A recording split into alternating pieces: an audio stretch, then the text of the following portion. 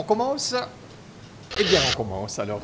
Donc, merci de prendre du temps pour cet échange, de participer à cette table ronde. Swiss Fair Trade et l'Association romande des magasins du monde vous accueillent donc.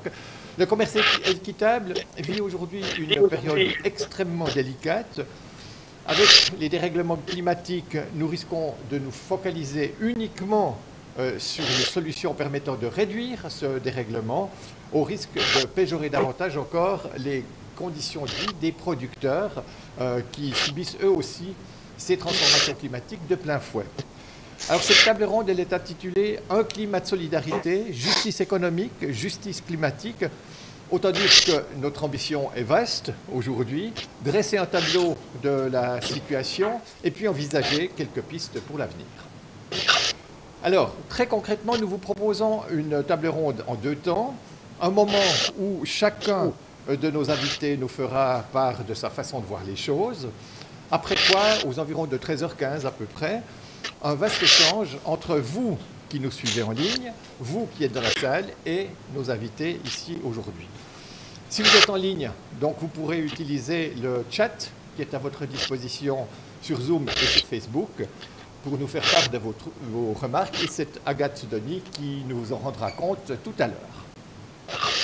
Mais dans l'immédiat, je vous propose, mesdames, messieurs, de nous dire en une ou deux phrases, vraiment de façon extrêmement courte, comment est-ce que vous voyez la situation aujourd'hui par rapport à ce thème? Quel est, en deux phrases, le titre, quelque part, de ce que vous allez nous dire dans ces prochaines minutes?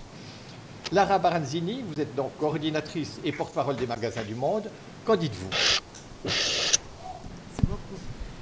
Merci beaucoup. Alors, pour résumer vraiment en deux mots le contenu de ma présentation après, c'est le fait que le commerce équitable ne se résume pas à son activité commerciale, mais se mobilise jour après jour pour qu'une transition écologique et sociale puisse avoir lieu. Merci. Valentine Piton, vous êtes conseillère nationale d'abord, et puis vous êtes aussi docteur en sciences environnementales, climatologue, géographe, vraiment vous êtes pile dans le sujet aujourd'hui. Que dites-vous en deux phrases? Merci. Oui, alors ce que effectivement j'aime rappeler, c'est que nous sommes malheureusement confrontés non seulement à la crise climatique, mais également à 8 autres limites planétaires. Et donc, c'est vraiment cette approche globale, systémique que les élites politiques et économiques doivent assimiler au plus vite si nous voulons résoudre cet immense défi. Claire Fischer, vous êtes coordinatrice de la campagne Fair Trade Town de l'association fêtière de Swiss Fair Trade. On vous précise que donc Swiss Fair Trade, c'est l'association fêtière qui regroupe l'entier des associations liées au commerce équitable en Suisse. Pour vous, en deux phrases, ce que vous avez à nous dire aujourd'hui. Je vais vous présenter, bonjour à tous et à toutes. Je vais vous présenter l'organisation pour laquelle je travaille, l'organisation fêtière, qui s'occupe en ce moment plutôt du climat, enfin à l'occasion de la journée mondiale du commerce équitable, du climat. Mais le commerce équitable, c'est un ensemble de choses. Solidarité, justice, égalité et encore rencontre. On oublie, il y a aussi l'aspect humain qui est tellement fantastique dans ce commerce équitable qu'il ne faut pas oublier, malgré les défis importants auxquels on doit répondre. Voilà, je précise qu'on enlèvera nos masques pour les présentations individualisées, évidemment, pour qu'on comprenne bien. Et puis maintenant, le plaisir d'accueillir à distance, dans l'immédiat, d'abord Mathilde Brochard. Vous êtes vous-même responsable d'études et de plaidoyer au sein de Commerce Équitable France. Alors vous, en deux phrases, ce que vous avez à nous dire aujourd'hui? Bonjour, et bien bonjour à toutes et à tous. Et en deux phrases, ce que je vais essayer de vous montrer, c'est que dans un contexte d'explosion des inégalités économiques et de dérèglement climatique, et ben le commerce équitable, c'est un accélérateur de transition écologique et sociale. Merci beaucoup. Et puis, à vos côtés, si on peut dire, mais bien que vous soyez en Thaïlande, et c'est une vraie bonne manière d'être aux côtés de Mathilde. Bonjour, Tristan Lecomte. Vous êtes fondateur de 2 entreprises, Altereco et Pur Projet. Alors, Altereco, c'est une entreprise qui fait le commerce de produits équitables, comme chocolat, café, riz ou bien sucre. Et puis, Pur Projet, c'est une entreprise qui apporte un soutien aux entreprises qui ont décidé de se lancer dans le commerce équitable. Vous, en 2 phrases, quelle est votre idée forte? Alors, dans Pur Projet, on travaille sur des projets climatiques. Hein. On développe des projets de reforestation dans les filières des entreprises, mais c'est climatique. On vous entend très peu. On va peut-être vous demander de reprendre. On va augmenter un peu le volume pour qu'on vous entende bien. Reprenez votre idée, s'il vous plaît. Merci. D'accord. Je voulais juste préciser que Pur Projet, en fait, est une entreprise qui développe des projets climatiques pour les entreprises, pas dans le domaine du commerce équitable, mais c'est lié. Et sinon, par rapport aux propos que je voulais, ce que je voulais partager avec vous aujourd'hui, c'est le fait que les petits producteurs agricoles sont les plus touchés par les dérèglements climatiques. Ils en sont souvent les moins responsables et les moins bien équipés pour y faire face. Et donc, il y a vraiment un enjeu de faire en sorte que le développement des projets climatiques garde une forte composante de solidarité. Il y avait ça dans le protocole de Kyoto, mais il y a moins ça dans l'accord de Paris.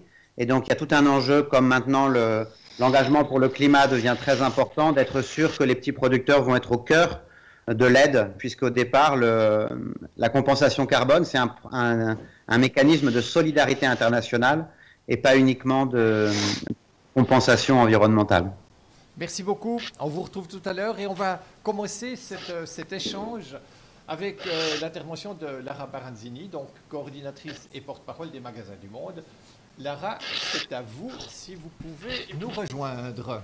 Déjà, pour être sûr que tout le monde puisse m'écouter et m'entendre, je vais juste lancer le diaporama. Voilà, alors tout passe bien. OK. Bonjour, alors c'est un plaisir pour moi et pour l'association romande des Magasins du Monde de vous accueillir aujourd'hui à cette table ronde qui inaugure 2 ans de campagne des Magasins du Monde autour du commerce équitable et de la question climatique et plus en général des thématiques environnementales. Je tiens à remercier toutes les personnes qui sont ici présentes et puis toutes les personnes qui nous suivent à distance sur Facebook et puis par Zoom. Et je tiens également à remercier tous nos intervenantes et intervenants. Avant de commencer, je voudrais dire 2 mots sur le pourquoi de cette thématique, pourquoi faire ce lien entre le commerce équitable et le climat. Alors, les Magasins du Monde, ils existent depuis plus de 45 ans et sont portés par l'immense engagement bénévole de nos bénévoles et que je profite de remercier.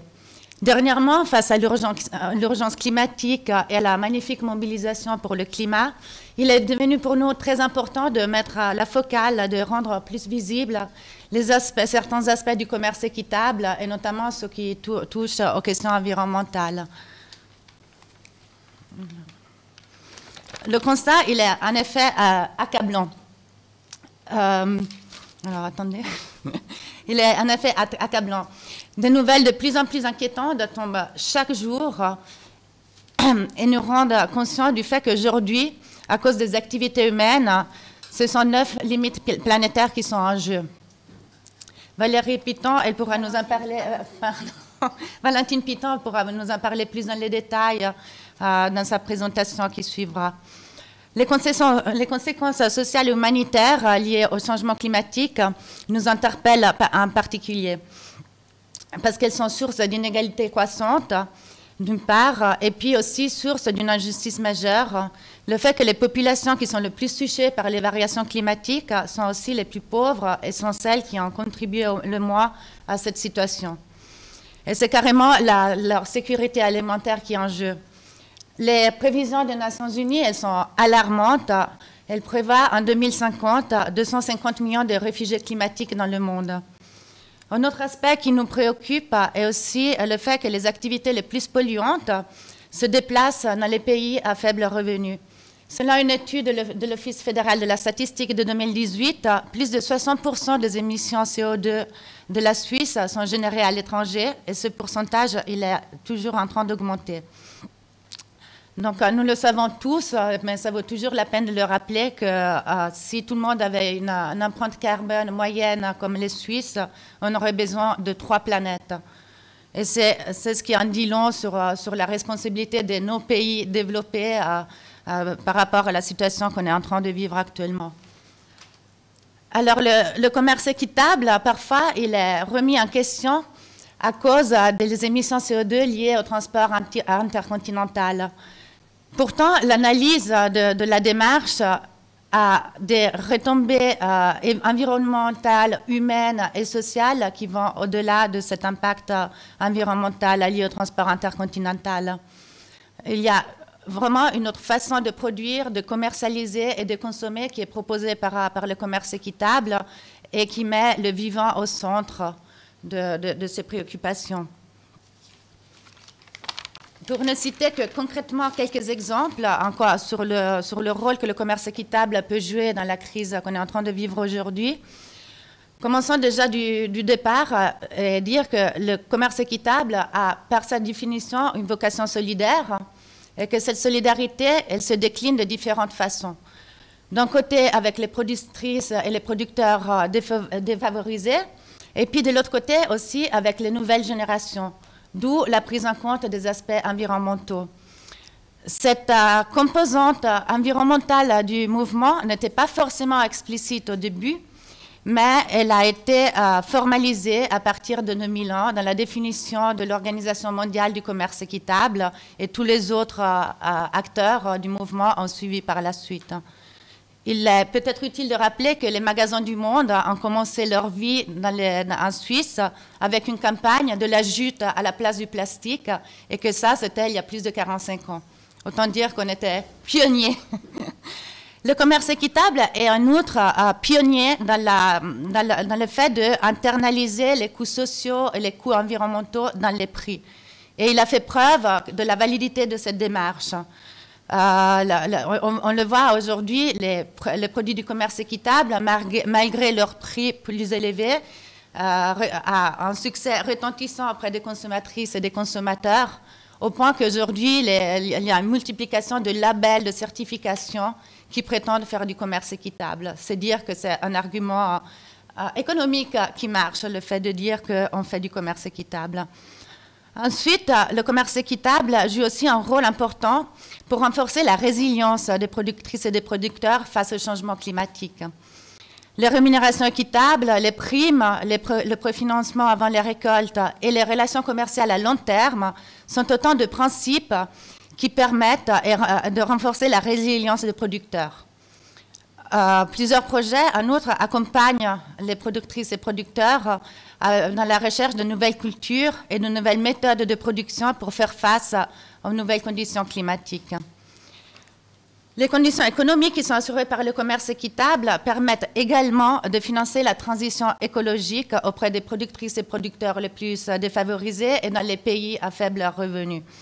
Il permet de développer des modes de production respectueux de l'environnement et de soutenir des projets dans cette démarche avec des formations et de l'accompagnement, par exemple, dans la transition vers une agriculture biologique ou vers l'agroforesterie. Il permet également de financer le passage à l'utilisation d'énergies renouvelables. Mais citons peut-être quelques exemples concrets. Donc peut-être le premier point à mettre en avant, c'est le fait que la majorité des produits du commerce équitable sont aujourd'hui biologiques. Par exemple, notre principal importateur suisse de commerce équitable et puis principal fournisseur des magasins du monde propose 40% de ses produits alimentaires en biologique. En plus, le commerce équitable soutient des projets qui sont en biologique, mais aussi en agroforesterie.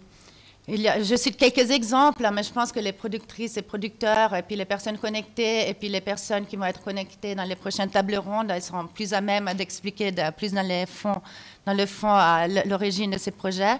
Il y a par exemple la coopérative agraire de commerce équitable Norandino au Pérou, qui appartient à plus de 7000 familles, Alors, sa production de café, de cacao et de fruits est centrée autour de l'agroforesterie. Il y a la coopérative El Ceibo aussi au Pérou, qui concerne 6 000 personnes et qui est partenaire avec notre principal importateur depuis 30 ans. Ils ont une production qui est centrée autour de la production en agroforesterie du cacao. Elle est en plus soutenue par les fonds de soutien pour les producteurs de notre principal importateur pour faire face aux difficultés rencontrées face au dérèglement climatique et puis aux changements qui ont lieu sur place et pour faire face aussi à la maladie Monilla qui touche le cacaotier. Marie-Claire Pellerin de Claro va pouvoir en parler plus dans les détails dans la table ronde de demain qui se tient à Sion à 19h. Ensuite, il y a encore la coopérative Greennet en Thaïlande, productrice de riz et de noix de cajou. Les noix de cajou sont issues de la diversification agricole qui a été faite pour faire face au dérèglement climatique qui a causé l'assèchement des rives du Mekong et rendu la culture rizicole impossible. Cette structure collabore avec une université thaïlandaise pour développer régulièrement des méthodes de culture mieux adaptées aux nouvelles conditions climatiques et aussi à l'origine de la première filière biologique de légumes biologiques en Thaïlande, donc une filière locale en Thaïlande. Il y a encore le programme de reforestation de Pour Projet dont nous parlera Tristan Lecomte tout à l'heure. Et c'est que quelques exemples qu'on peut vous citer. Le commerce équitable, il met également l'accent dans tous ces projets autour de l'importance de l'agriculture vivrière et de la vente locale pour soutenir la sécurité alimentaire des productrices et des producteurs et des communautés locales et pour éviter aussi une trop grande dépendance des productrices et producteurs face au marché du Nord. On peut dire aussi que le commerce équitable participe à la lutte contre la surconsommation. À travers sa filière artisanale, elle nous interpelle par les prix des produits par rapport à notre relation à la consommation. Donc oui, c'est plus cher, mais est-ce que ça vaut la peine d'acheter quelque chose de plus cher, mais d'acheter une seule chose, ou est-ce qu'on veut des produits qui coûtent rien, mais on les change à tour de bras tous les mois. La filière artisanale du commerce équitable est aussi utile en tant qu'alternative à la production industrielle par sa production à petite échelle, par sa production de produits naturels, de produits recyclés et recyclables, et par des méthodes de production traditionnelles qui ont peu ou pas recours aux énergies fossiles. Sans oublier qu'elle permet de valoriser les cultures locales et des savoir-faire traditionnels. Il y aura beaucoup plus d'exemples dans le dernier numéro d'Execo qui est sorti cette semaine, qui s'intitule « Un climat de solidarité » et dans les prochains numéros d'Execo tout au long de ces 2 prochaines années de notre campagne. Le commerce équitable, on peut aussi le considérer comme un modèle économique alternatif. Il nous propose depuis plus de 40 ans une véritable alternative qui est aujourd'hui particulièrement pertinente. Avant de continuer, je voudrais juste mettre l'accent sur le fait que le mouvement du commerce équitable est composé par 2 filières. On a d'un côté la filière intégrée, ou garantie organisation, qui garantit que toutes les structures qui la composent, y compris les magasins au Nord, respectent une série de principes et de bonne gestion sociale et environnementale. Et ceci en faisant que des activités en lien avec le commerce équitable. Cette filière, elle est portée par l'Organisation mondiale du commerce équitable, la WFTO, et les magasins du monde en font partie. De l'autre côté, il y a la filière labellisée, ou filière produit, ou label produit, qui certifie les produits et permet la distribution de ces produits labellisés par n'importe quel fournisseur ou distributeur, même si par ailleurs ceux-ci n'ont pas des activités qui s'apparentent au commerce équitable. C'est la filière qui est portée par la FLO et qui regroupe les initiatives nationales de labellisation, comme celle en Suisse de Max Havelaar.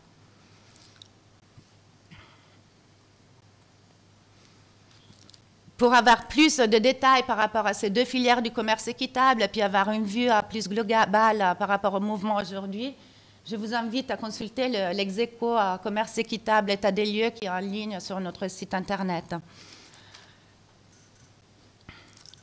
Donc, la filière intégrée du commerce équitable, dont on a parlé avant, propose un véritable modèle économique alternatif parce qu'elle place le vivant, donc l'homme et son environnement, au cœur de sa mission et avant le profit. Elle est composée en majorité par des structures qui sont en coopérative ou en association, dont la caractéristique commune est l'inscription dans les statuts de la primauté des aspects environnementaux et sociaux sur la maximisation du profit. Et ceci concerne tous les acteurs de la chaîne, du producteur au transformateur, du producteur à l'importateur jusqu'au magasin dans nos pays. 92% des organisations qui sont membres de la WFTO réinvestissent la totalité de leurs bénéfices dans leur impact social et environnemental. Il n'y a aucune distribution de dividendes auprès d'actionnaires. Claro, c'est notre principal importateur suisse de commerce équitable, tout en étant une SA, a inscrit ce principe dans ses statuts. Il ne distribue pas de dividendes et quand il y a des bénéfices, il le verse dans le fonds de promotion pour les producteurs. Et en fine, les magasins du monde, qui sont membres aussi de cette filière, sont des associations à but non lucratif. Il n'y a pas beaucoup de magasins en Suisse qui ne vous poussent pas à la consommation pour augmenter leurs bénéfices. Et les magasins du monde, c'est une exception de la sorte.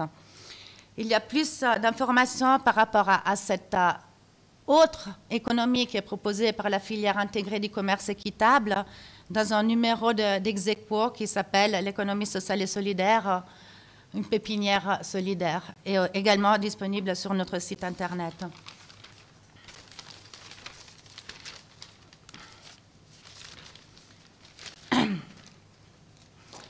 Enfin, je pense qu'il est vraiment important aussi de souligner l'engagement sociétal du mouvement du commerce équitable. On peut en effet reprocher au commerce équitable d'être anecdotique, de ne concerner in fine que quelques petites structures et qu'il ne peut pas être généralisé. Mais ceci, c'est oublier la mobilisation du mouvement dans le débat politique et sociétal, notamment en faveur de davantage de régulation au niveau du commerce international, d'où des prises de position claires par rapport aux accords de libre-échange, ou encore en faveur du devoir de diligence des multinationales et des entreprises multinationales avec des normes plus contraignantes. Le commerce équitable, il participe également aux réflexions par rapport au modèle agricole que nous voulons pour demain. En conclusion, le mouvement du commerce équitable ne se résume pas à sa composante commerciale. Il va continuer à se mobiliser pour que la transition écologique et sociale se fasse et pour qu'elle se fasse de façon équitable. À veiller que les mesures prises prennent en compte la responsabilité différenciée des différents pays, que les mesures ne soient pas prises au détriment des plus vulnérables et que les pays et les populations les plus défavorisées aient les moyens pour s'adapter à la crise climatique. Elles aient les moyens pour faire la transition écologique et qu'elles aient le droit de sortir de la pauvreté. Voilà. Donc, avant de conclure, je voudrais juste donner quelques informations. Vous dire que le numéro actuel de l'Exequo et puis les prochains numéros qui vont sortir ces 2 prochaines années, ils vont se pencher sur ces thématiques, donc les thématiques du commerce équitable et puis le lien avec les questions environnementales, avec des exemples concrets. Vous dire qu'il y a une exposition itinérante qui va être disponible à fin août et qui présente ces aspects. Vous dire qu'il y a une autre table ronde demain autour des mêmes sujets, mais avec d'autres intervenants à 19h à Sion, et aussi, où c'est aussi possible de suivre en ligne. Et pour finir, vous dire que pendant ces 2 prochaines années, il y aura d'autres tables rondes qui suivront, dont par exemple une à Genève le 3 septembre, si je ne me trompe pas, oui, le 3 septembre, et qui portera sur les questions du commerce équitable nord-sud, nord-nord et sud-sud. Avant de conclure, je remercie encore nos bailleurs de fonds, c'est-à-dire la FEDEVACO, la FGC, la Ville de Genève, Valais Solidaire, Fribourg Solidaire et puis la LORO, la Loterie Romande. Merci beaucoup. Merci beaucoup, Lara Baranzini. Je retiens que le commerce équitable est un modèle économique alternatif valable parce qu'il place l'homme et le vivant au cœur de son activité. Je crois qu'on peut dire ça en plus de la conclusion que vous avez apportée. Et puis on pourra préciser aussi tout à l'heure, sans doute Mathilde pourra nous le faire, parmi les manifestations qui s'ouvrent dès aujourd'hui, c'est la quinzaine du commerce équitable en France, avec plein de manifestations. Et cette manifestation, d'ailleurs, aujourd'hui, est recensée par la quinzaine du commerce équitable. Mais on vous entendra, Mathilde, aussi sur ce thème, sans doute, tout à l'heure.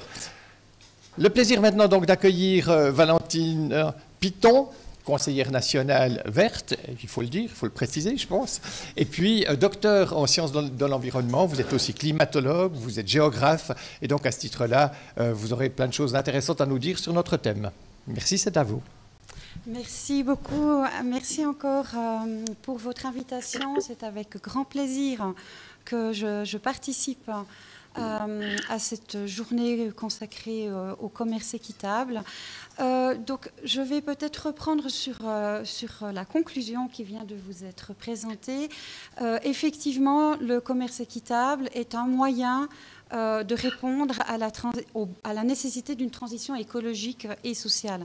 Donc mon propos va être en fait de resituer le cadre de cette transition. Quelles sont les conditions pour réussir une transition écologique et sociale? Je vais évidemment, moi, me focaliser sur l'aspect environnemental, puisque ensuite, c'est les autres intervenants qui reviendront également sur les aspects sociaux.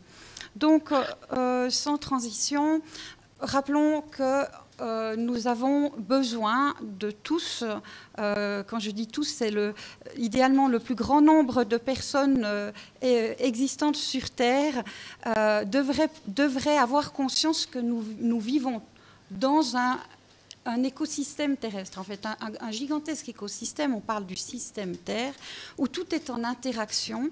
Nous avons trois grandes sphères physiques, atmosphère, lithosphère, hydrosphère, qui se sont équilibrées sur des milliards d'années depuis que notre planète s'est formée au sein du système solaire.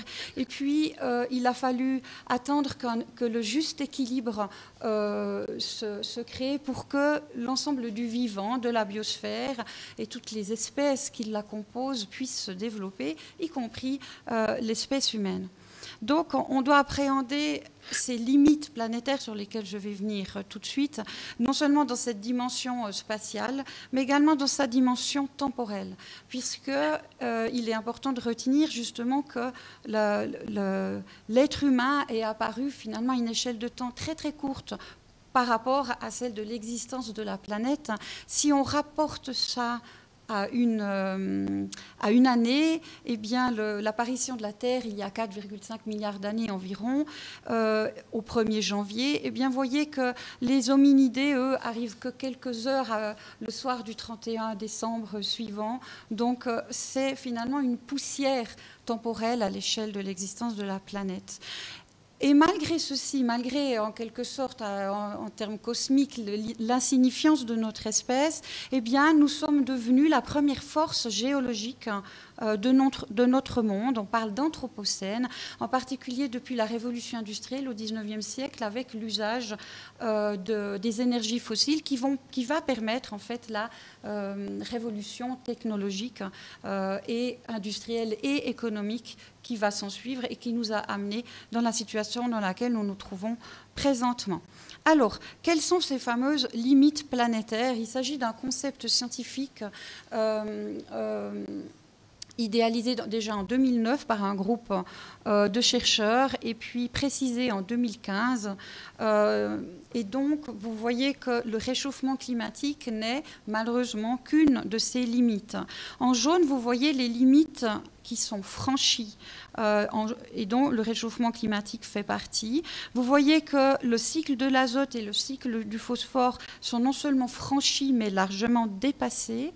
Et puis, vous voyez qu'en ce qui concerne l'érosion de la biodiversité, en ce qui concerne la diversité génétique, donc le nombre d'espèces et le rythme de disparition d'espèces, et bien là, nous avons aussi dépassé largement cette limite. Ce qu'on constate aussi, c'est que concernant 3 limites planétaires, eh bien, nous sommes dans l'incertitude totale, tout simplement par manque de données scientifiques, mais ça ne veut pas dire que le phénomène, on sait que ces phénomènes, on sait que l'introduction d'entités nouvelles dans la biosphère, à commencer par la pollution chimique, par exemple, mais aussi les microplastiques, on parle maintenant aussi de nanotechnologie, etc. Donc, plein de nouvelles technologies arrivent, dont on ne connaît pas les risques. Et on sait justement que là également, on risque d'atteindre les limites de ce que la biosphère est capable de supporter. Donc cette notion de limite planétaire, en fait, c'est les limites biophysiques qui permettent de maintenir la viabilité de notre planète. Et quand je parle de viabilité, j'entends la possibilité pour l'espèce humaine ainsi que l'ensemble des écosystèmes d'exister. Je ne vais pas insister trop longtemps sur justement je ne peux pas détailler les 9 limites planétaires, j'en ai pas le temps ici. Par rapport à la perte de diversité génétique, vous voyez qu'on a déjà des mesures qui sont extrêmement préoccupantes concernant les différents groupes. En ce qui concerne évidemment les amphibiens, c'est particulièrement net et préoccupant, mais également ce qui concerne les mammifères. En ce qui concerne les insectes, il s'agit ici d'une moyenne en fait globale. En Europe, par exemple, la disparition d'insectes est bien plus importante que ce qui est indiqué ici, qui est une moyenne globale. Et puis, donc, on a cette diversité génétique qui est déjà, comme je l'ai dit avant, dépassée, avec un nombre de disparitions d'espèces très impressionnant. On parle de 6e extinction de masse du vivant. Et puis, il y a la perte de diversité fonctionnelle ou écosystémique qui est également très préoccupante et pour laquelle on a encore beaucoup d'incertitudes. Et puis là, vous voyez aussi quelques pourcentages en ce qui concerne les dommages occasionnés par des activités humaines pour les différents écosystèmes, qu'il s'agisse des écosystèmes terrestres, d'eau douce, ou les écosystèmes marins. Les écosystèmes marins où les dégâts sont en très forte augmentation depuis ces dernières années. Donc les écosystèmes, préserver un écosystème, c'est préserver l'ensemble de ses fonctions. Pour prendre l'exemple de la forêt, les forêts vont non seulement fournir de l'oxygène, évidemment, purifier l'air, purifier l'eau, stabiliser le terrain, modérer le climat, et puis ils offrent en plus tout un tas de fonctions aux personnes, que ce soit en termes de délassement, en termes de valeurs spirituelles, ainsi qu'évidemment en termes de denrées économiques. De denrées ou de produits économiques.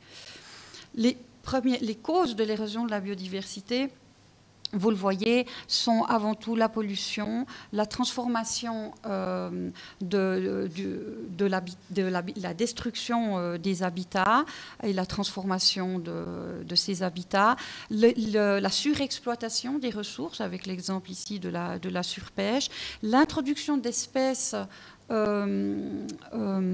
invasives qui sont liées au commerce mondial et que le réchauffement climatique augmente également. Et puis le réchauffement climatique qui est lui-même une limite et qui est aussi une des causes de cette érosion de la biodiversité. Ça m'amène maintenant au réchauffement climatique en soi. Ce réchauffement n'est pas homogène sur l'ensemble de la planète. Et puis, il faut bien comprendre qu'on a des limites, en fait, qui correspondent à l'habitabilité de la planète. Donc, si on a une augmentation de la température, certes, qui est plus élevée au nord du globe, mais par contre, la possibilité d'y habiter persistera plus longtemps. Or, dans la zone intertropicale, eh bien, finalement, avec 1 degré de plus depuis le début des mesures, on a atteint déjà le seuil de ce qui correspond à la possibilité pour l'espèce humaine de continuer de se développer, d'exister tout simplement.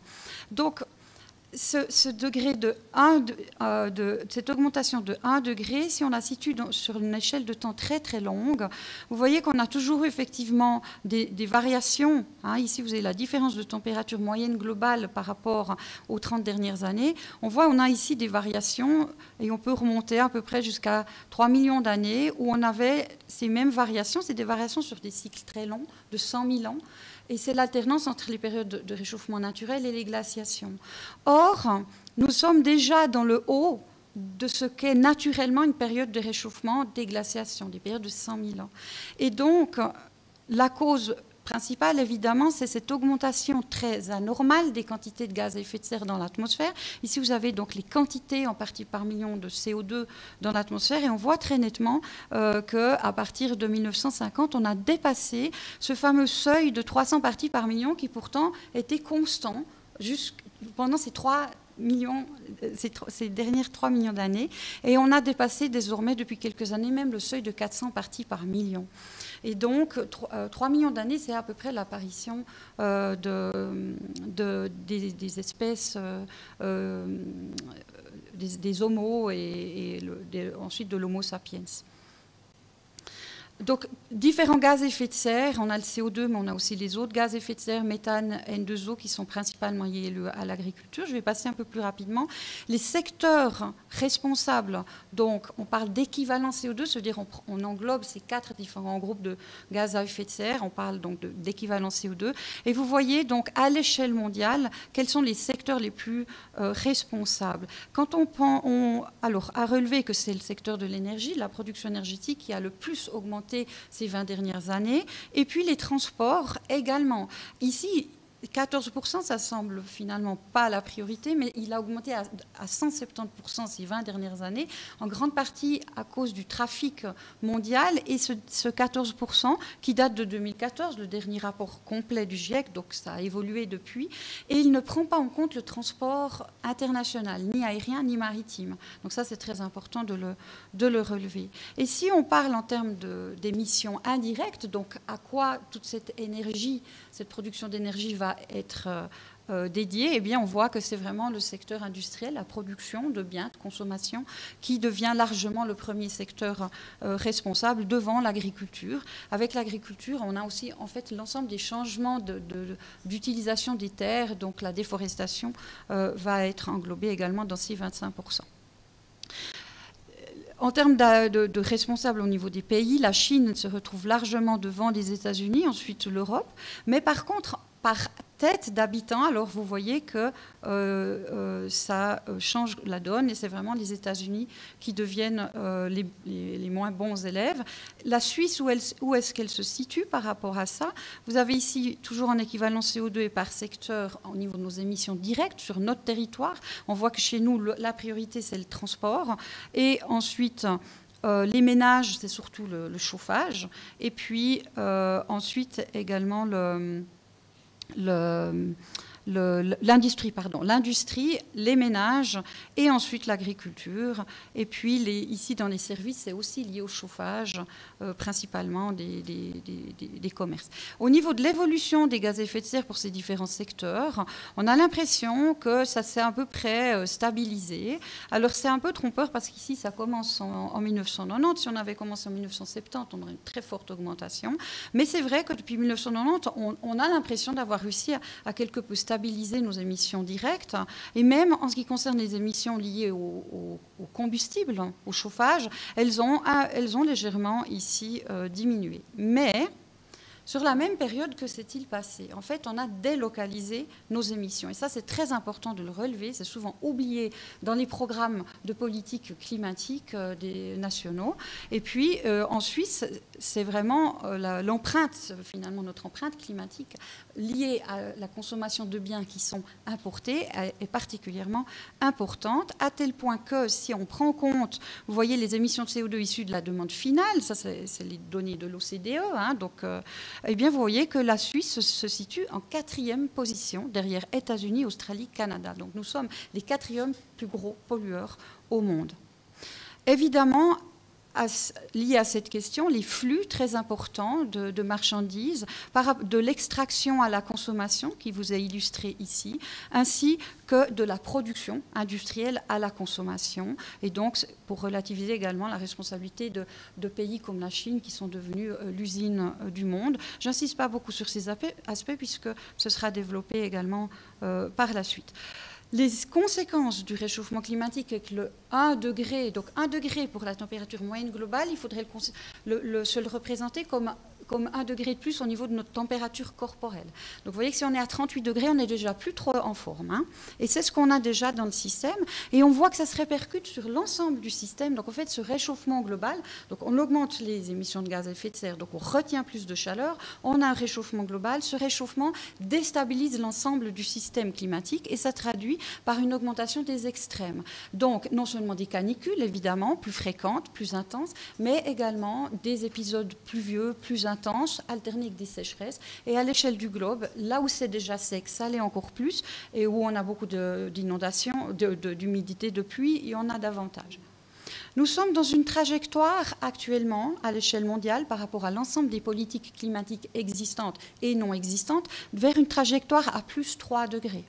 Ça veut dire l'objectif du plus 1,5, qui était l'objectif des accords de Paris, donc de se maintenir bien en deçà de ce seuil de 2 degrés, eh bien, il est perdu, puisqu'on aurait dû, dès 2020, entamer, vous voyez, une diminution drastique à l'échelle globale. Donc, force est de constater que nous n'arriverons pas à le faire. Malheureusement, le 1,5, il est prédit déjà pour 2030. Donc bien plus tôt que ce à quoi on pouvait s'attendre. Et ce que je viens de vous dire sera confirmé par le rapport du GIEC qui va paraître cette année.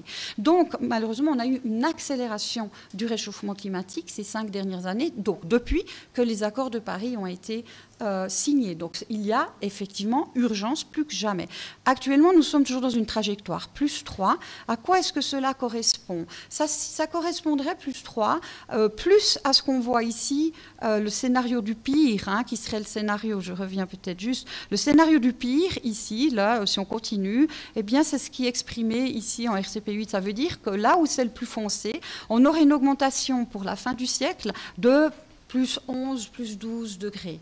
Et donc ça veut dire dans les zones intertropicales des augmentations de 4 à 9 degrés de plus dans des zones où nous sommes déjà dans la limite de ce que l'espèce humaine peut supporter. Donc ça, c'est le scénario, en fait, catastrophe d'une planète étuve où la vie, en tout cas les sociétés humaines, ne sont plus possibles. Par contre, le RCP 2.6, c'était le scénario le plus favorable, c'est celui qu'on est en train de perdre. Et donc la question est-ce qu'on va réussir à se stabiliser à un scénario très proche de celui-ci ou est-ce qu'on va se rapprocher dangereusement de celui-là ? Ici, pour illustrer donc, ces notions d'hyperthermie, homéothermie, les limites de ce que l'être humain peut supporter. Le fait que les régions les plus à risque par rapport aux conséquences du réchauffement climatique, non seulement l'augmentation des températures, mais également tout l'ensemble des conséquences, augmentation des ouragans, etc., on voit que c'est les pays du Sud, alors qu'ils sont les moins responsables en termes d'émissions de gaz à effet de serre, qui sont les plus concernés. Je pense que les intervenants suivants détailleront également ces questions-là. En ce qui concerne maintenant les objectifs du développement durable, eh bien, force est de constater que les impacts du réchauffement climatique mettent à mal les objectifs du développement durable, à commencer évidemment par l'objectif de lutter contre la faim, de garantir la sécurité alimentaire partout, et puis évidemment également l'accès à l'eau et à l'eau potable, puisque tout ça est terriblement mis à mal par les effets du réchauffement climatique, en particulier dans les pays du Sud, mais également de plus en plus chez nous. Et puis, sans compter maintenant les effets aussi de la crise sanitaire, du Covid, qui également vient entraver, faire reculer ces objectifs du développement durable. Au début, j'ai dit il y a 9 limites planétaires. Et une des limites très préoccupantes, c'est celle de l'introduction de polluants chimiques. Il s'agit de substances qui ne sont pas naturellement présentes dans le système Terre, donc qui sont extrêmement persistantes. C'est le cas évidemment des pesticides de synthèse. Même s'ils ne sont pas les seuls polluants, ils en sont ont une part très importante puisqu'ils sont utilisés à large échelle, répandus sur des surfaces très importantes et qui vont s'accumuler dans le sol, par infiltration se retrouver dans les réserves d'eau, véhiculés par l'eau ainsi que véhiculés par l'air. Et via également les aliments, on va avoir plusieurs voies d'exposition directe et indirecte pour les animaux et les êtres humains. En ce qui concerne maintenant, évidemment, la vision de durabilité, toute la question est qu'est-ce qu'on a fait depuis qu'existe le concept du développement durable émergé dans les années 90 ? Eh bien, on s'est malheureusement focalisé sur cet aspect ici, finalement, quelque part, l'interaction entre économie et environnement. Et c'est malheureusement ce qu'on continue de faire quand on limite nos actions vers une transition écologique, à répondre à comment réduire nos émissions de gaz à effet de serre, axées exclusivement sur l'aspect climat et production, j'ai envie de dire, énergétique. On l'a vu, c'est la part la plus importante de la cause du réchauffement climatique, c'est vrai. Mais il y a toutes les causes liées à l'agriculture, au système de production agricole, et il y a toutes les autres limites à côté qu'il faut prendre en compte ensemble. Parce que sinon, c'est celle-ci, et c'est déjà le cas, qui est en train d'être perdue. C'est l'habitabilité de notre planète qu'il va falloir à tout prix remettre au même niveau de celle-ci. Et puis, évidemment, parallèlement, il y a toute la question de l'équitabilité qui doit être maintenue. Ça permet de résumer aussi, finalement, la question qu'on aborde aujourd'hui et l'intérêt du commerce équitable, évidemment. Le concept du développement durable, on dit plastique parce que ça dépend justement, est-ce qu'on met l'économique au centre, ou est-ce qu'on met l'environnemental au centre, est-ce qu'on met le social au centre, ou plutôt. Eh bien, alors évidemment, on voit bien que l'habitabilité de la planète, tant pour notre économie que pour tous les aspects sociaux, eh bien finalement, les fondamentaux, c'est quand même de respecter ces limites physiques pour lesquelles ensuite on n'a plus moyen d'agir. Et donc en conclusion, évidemment, oui, une approche globale et systémique, on prend en compte les 9 limites planétaires et non pas une seule ou que 2 de celles-ci. On a donc bien compris, il y a une urgence climatique extrême, mais il y a plus globalement une urgence écologique très importante. Est-ce qu'on veut maintenir un monde non seulement vivable, équitable et viable? Voilà l'enjeu. Le développement durable, oui, bien sûr, mais quelle durabilité, hein? Est-ce qu'il s'agit de durabilité forte qui prend en compte l'ensemble de ces aspects, ou est-ce qu'il s'agit simplement de greenwashing? Là aussi, il y a des enjeux importants, notamment avec les questions de label. Je pense qu'on y reviendra. Et puis, évidemment, cette nécessité d'agir sur les systèmes économiques et commerciaux mondiaux, avec évidemment des modèles tels que l'économie solidaire et sociale. Mes successeurs en parleront bien mieux que moi. Et puis, je ne peux pas m'empêcher de terminer en vous rappelant qu'ici en Suisse, on a un enjeu extrêmement important qui répond à la plupart des limites planétaires que je viens de vous présenter avec le 3 fois oui, puisque non seulement il s'agit d'une politique climatique qui va dans le bon sens, même si elle est insuffisante, et puis de se débarrasser enfin d'une des premières sources de pollution de notre environnement et qui a des effets sur la biodiversité ainsi que sur notre santé. Merci beaucoup.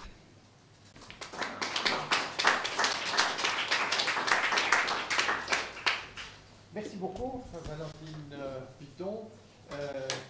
Moi j'ai entendu dans ce constat évidemment inquiétant que en fait, le réchauffement climatique met à mal tout le développement durable et que ce constat nous incite à nous dire que ça va être nécessairement dommageable pour tout le vivant, nous y compris, et notamment les plus faibles. Il me semble que c'est un peu cette idée-là que vous avez vraiment bien mis en évidence. Exact. Exact. J'étais tellement sous le coup que j'ai eu presque quelques difficultés.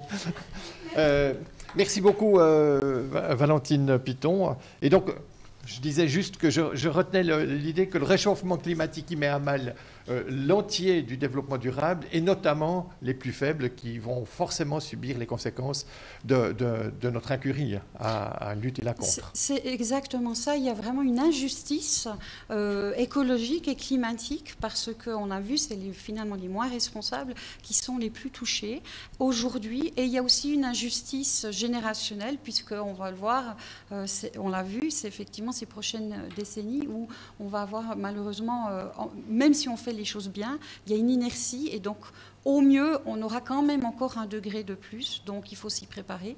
Et donc les générations les plus jeunes ont un lourd héritage. Merci Valentine. On va faire un petit check pour voir si nos amis d'outre-Suisse sont bien présents. Tristan, vous êtes bien là? Tout à fait, je vous écoute. Alors, on vous écoutera un petit peu après, on vous écoutera après Mathilde Brochard. Et je rappelle, Mathilde, que vous êtes donc responsable d'études et plaidoyer au sein du collectif Commerce Équitable France, qui est un petit peu l'équivalent de Swiss Fair Trade. C'est à vous, Mathilde. D'accord.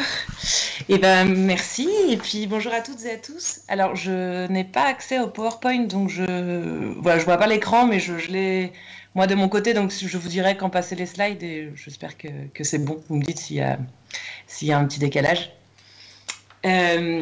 Oui, donc bonjour à toutes et à tous et puis merci beaucoup pour l'invitation. Je suis très très contente d'être parmi vous aujourd'hui pour explorer ces liens entre commerce équitable et climat, qui est un sujet central chez nous, chez Commerce Équitable France, depuis quelques années. Je vais essayer, dans le temps imparti, c'est un peu difficile, de vous expliquer, d'accéder à présent vraiment cette théorie du changement que l'on porte à Commerce Équitable France, d'un commerce équitable qui est accélérateur de transition écologique et sociale, et puis vous présenter quelques petits exemples qui viennent illustrer. Donc évidemment, voilà, comme vous venez de le dire, moi je suis responsable d'études et de plaidoyer, donc je suis pas agronome et je suis pas beaucoup sur le terrain. Par contre, je suis beaucoup sur se servir de cette théorie du changement pour aller essayer d'amorcer des régulations, des solutions politiques qui permettent de mettre en œuvre la transition écologique et sociale dont nos sociétés ont besoin pour relever les défis climatiques, sur la base de la démonstration que font les partenariats de commerce équitable au quotidien. Donc vous pouvez passer à la deuxième slide. Je vais juste commencer par vous présenter en 2 mots pour que vous compreniez bien d'où vient aussi notre théorie du changement, qui on est. Donc Commerce Équitable France, c'est la plateforme nationale française des acteurs du commerce équitable, donc qui regroupe à la fois tous les labels de commerce équitable. Excusez-moi, la slide n'est pas hyper actualisée parce qu'il me manquait les derniers logos que j'ai pas réussi à récupérer à temps, mais voilà, donc il y a l'ensemble des labels de commerce équitable, il y a des entreprises dont Alter Eco que vous entendrez après, Etika, Malongo, etc. Donc eux qui sont les entreprises, on va dire, metteuses en marché de produits équitables. On a des ONG qui travaillent au sud justement pour venir appuyer, structurer ces partenariats de commerce équitable sur le terrain.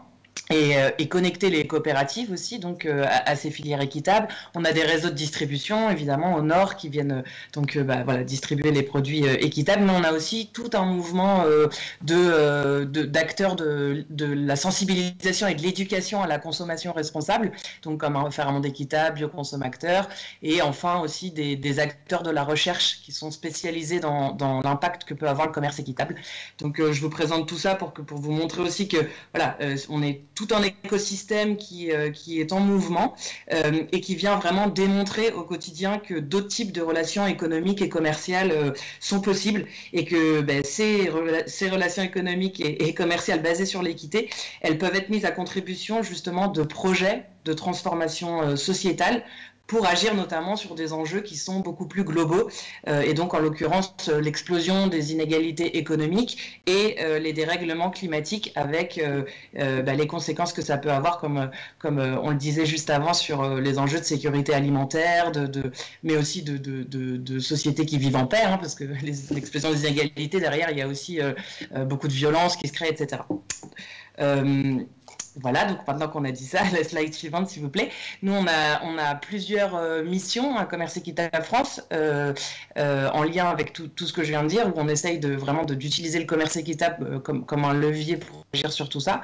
On a une mission d'agir sur les changements des modes de consommation. Donc là, par exemple, c'est les campagnes qu'on peut porter annuellement à destination soit des collectivités territoriales, soit du grand public, donc à travers, par exemple, la quinzaine du commerce équitable. on le mentionnait tout à l'heure, donc on vient de... ça démarre après-demain, le 8 mai jusqu'au 24 mai en France, où c'est 2 semaines pour vraiment sensibiliser au potentiel du commerce équitable et de la nécessaire transformation de nos modes de consommation pour agir sur plusieurs enjeux. Ensuite, on a aussi une grosse mission de production d'une expertise qui soit fiable sur le commerce équitable. Je vais y revenir, c'est crucial dans notre théorie du changement pour bien comprendre comment le commerce équitable peut agir sur les défis climatiques. On a une grosse mission de plaidoyer, donc promouvoir plus d'équité dans les politiques publiques et aussi, je dirais, promouvoir des cadres institutionnels qui soient favorables au développement du commerce équitable pour, in fine, agir aussi sur la transformation des filières en général. Et enfin, structurer et renforcer le secteur du commerce équitable de manière générale. On peut passer à la slide suivante, s'il vous plaît. Voilà, juste vous dire aussi, ça c'est assez important, en France on a une loi qui encadre le commerce équitable, c'est une spécificité française, mais qui est vraiment très très utile, c'est aussi une victoire de plaidoyer de commerce équitable France, donc voilà, mais qui est très utile, donc qui vient encadrer en fait qu'est-ce que c'est le commerce équitable, et donc c'est dans la loi, c'est-à-dire qu'aujourd'hui une entreprise qui veut se revendiquer du commerce équitable, à une période où on est aussi de greenwashing et puis d'allégations équitables, etc., et ben ces entreprises elles sont obligés de respecter à minima 6 principes. Donc après, les labels, c'est un point de départ, hein, c'est pas exhaustif. Les labels de commerce équitable vont plus loin que ces 6 principes, mais c'est au moins la minimum la définition. Et ce qui est très intéressant, c'est que là, on est en plein en ce moment en France, il y a un gros projet législatif pour avoir une loi climat, c'est historique, il n'y en a jamais eu. Et dans cette loi climat, on vient de réussir à faire passer une évolution de cette définition légale du commerce équitable pour faire intégrer dans les principes du commerce équitable législatif le fait qu'il y ait une trajectoire vers des systèmes agroforestiers. Donc, le lien avec le climat et le commerce équitable, il devient de plus en plus évident, central, et c'est très important parce qu'on est encore peu identifié comme un mouvement qui a vraiment des contributions directes à apporter aux défis climatiques. Donc là, maintenant, ça va rentrer dans la loi si le Sénat ne nous détricote pas tout, mais je pense que ça devrait aller. Voilà, donc juste cette loi elle est importante aussi parce que c'est un point de départ avec des éléments très concrets pour caractériser ce qu'on entend par équité dans les relations commerciales, du coup des relations commerciales plus justes, plus durables. Voilà, donc slide suivante s'il vous plaît. Donc là, on arrive à le cœur de ce que je voudrais essayer de vous faire comprendre tout à l'heure. Il y a des éléments qui ont été déjà donnés de cette démonstration en introduction, mais voilà, nous, ce qu'on porte, c'est vraiment que le commerce équitable est un accélérateur de transition écologique et sociale. Et pourquoi? Donc, si on reprend, il y a beaucoup d'éléments de contexte qui viennent juste d'être donnés, mais si on en prend juste quelques-uns pour bien comprendre après comment on arrive vraiment à porter cette vision. On l'a dit tout à l'heure, le secteur agricole aujourd'hui, il contribue à 1/4 des émissions de gaz à effet de serre mondiales. Donc ça veut dire quoi? Ça veut dire qu'il est à la fois partie forte du problème des défis climatiques et à la fois partie de la solution. Une fois qu'on dit ça, ce qu'on dit derrière, c'est que les modes de production donc, et les modes de consommation, puisque c'est lié, sont donc un levier stratégique et clé pour relever les défis climatiques. Ce n'est pas l'ensemble de la solution, mais c'est fortement contributeur de la solution à l'adaptation et à la fois à l'atténuation des dérèglements climatiques. Et donc, ce qu'on observe aussi en parallèle, c'est que donc, dans les filières agricoles, je vais me concentrer sur le commerce équitable, c'est plus que les filières agricoles, hein, il y a de l'artisanat, il y a beaucoup de choses, mais je vais me concentrer un peu sur l'agricole parce qu'on est à presque 90%, en tout cas sur le secteur français de produits agricoles.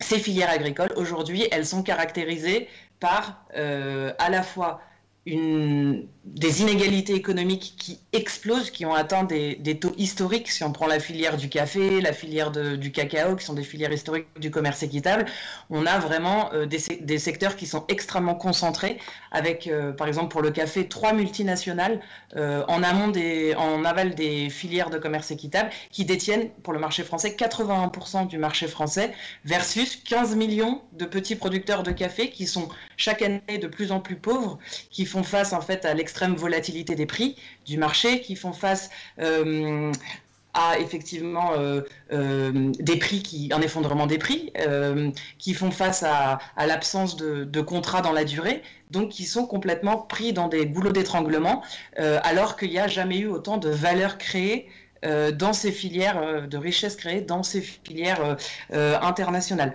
Ça, c'est très important de comprendre ça, parce que donc on a des producteurs qui sont à la fois endettés, à la fois qui n'arrivent pas du tout à vivre de leur travail, et en parallèle, on le disait aussi tout à l'heure, qui sont les plus impactés par les conséquences des dérèglements climatiques. C'est-à-dire que dans ce contexte d'étranglement économique, en plus de ça, les dérèglements climatiques, ils viennent provoquer des sécheresses, des inondations de plus en plus fréquentes, des maladies, etc., qui viennent parfois ravager les récoltes, entraînant effectivement une perte des récoltes.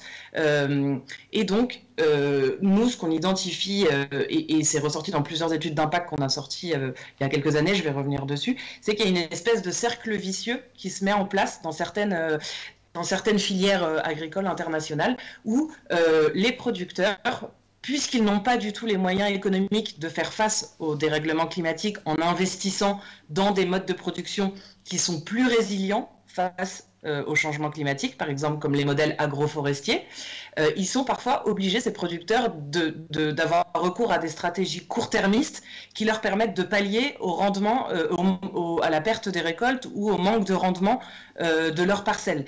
Et ces stratégies court-termistes, elles sont parfois liées à utiliser plus d'intrants chimiques sur leurs parcelles pour avoir plus de rendement et donc gagner un peu plus de sous de leur récolte. Sauf que les intrants chimiques, ils viennent participer à l'érosion de la biodiversité sur les parcelles, ils épuisent les sols, et une fois que les sols sont épuisés, il faut aller parfois défricher des nouvelles parcelles pour pouvoir continuer à pouvoir produire, et ce qui entraîne aussi des conséquences sur la déforestation, puisqu'on va couper la forêt pour avoir ces nouvelles parcelles. Je simplifie un peu, mais c'est aussi on n'a pas beaucoup de temps, donc juste pour vous faire comprendre un peu ce cercle vicieux derrière. Et voilà, et donc dans tout ça, il y a des choses qui sont identifiées comme étant des solutions agronomiques au dérèglement climatique, on le disait, donc par exemple les systèmes agroécologiques, les systèmes agroforestiers, qui permettent d'être plus résilients, que les cultures aussi soient plus résilientes face aux conséquences des changements climatiques. Sauf que ces systèmes agroécologiques et agroforestiers, ils ont un coût, ça coûte cher en fait d'investir dans la transformation de ces modes de production. Et donc, comment vous faites pour investir dans la transformation de vos modes de production si vous voulez être plus résilient écologiquement, si vous êtes endetté, que vous n'avez pas de prix minimum sur les ventes de vos productions, etc., etc. On voit qu'il y a une espèce d'incompatibilité. Et c'est là où la théorie du changement du commerce équitable et la contribution du commerce équitable au défi climatique entrent en jeu.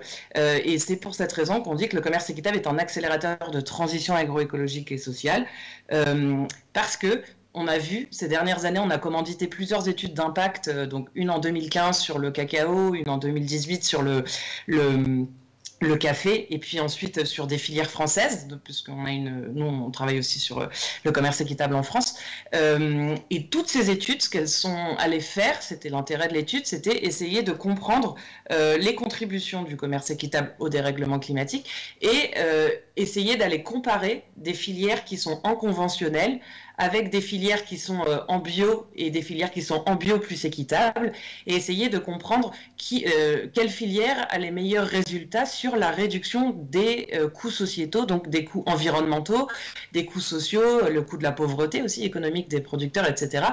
Ils sont allés chiffrer tous ces coûts sociétaux en conventionnel, en bio et plus équitable, et ils sont allés regarder qui avait les meilleurs résultats. Et ce qu'on s'aperçoit, c'est que les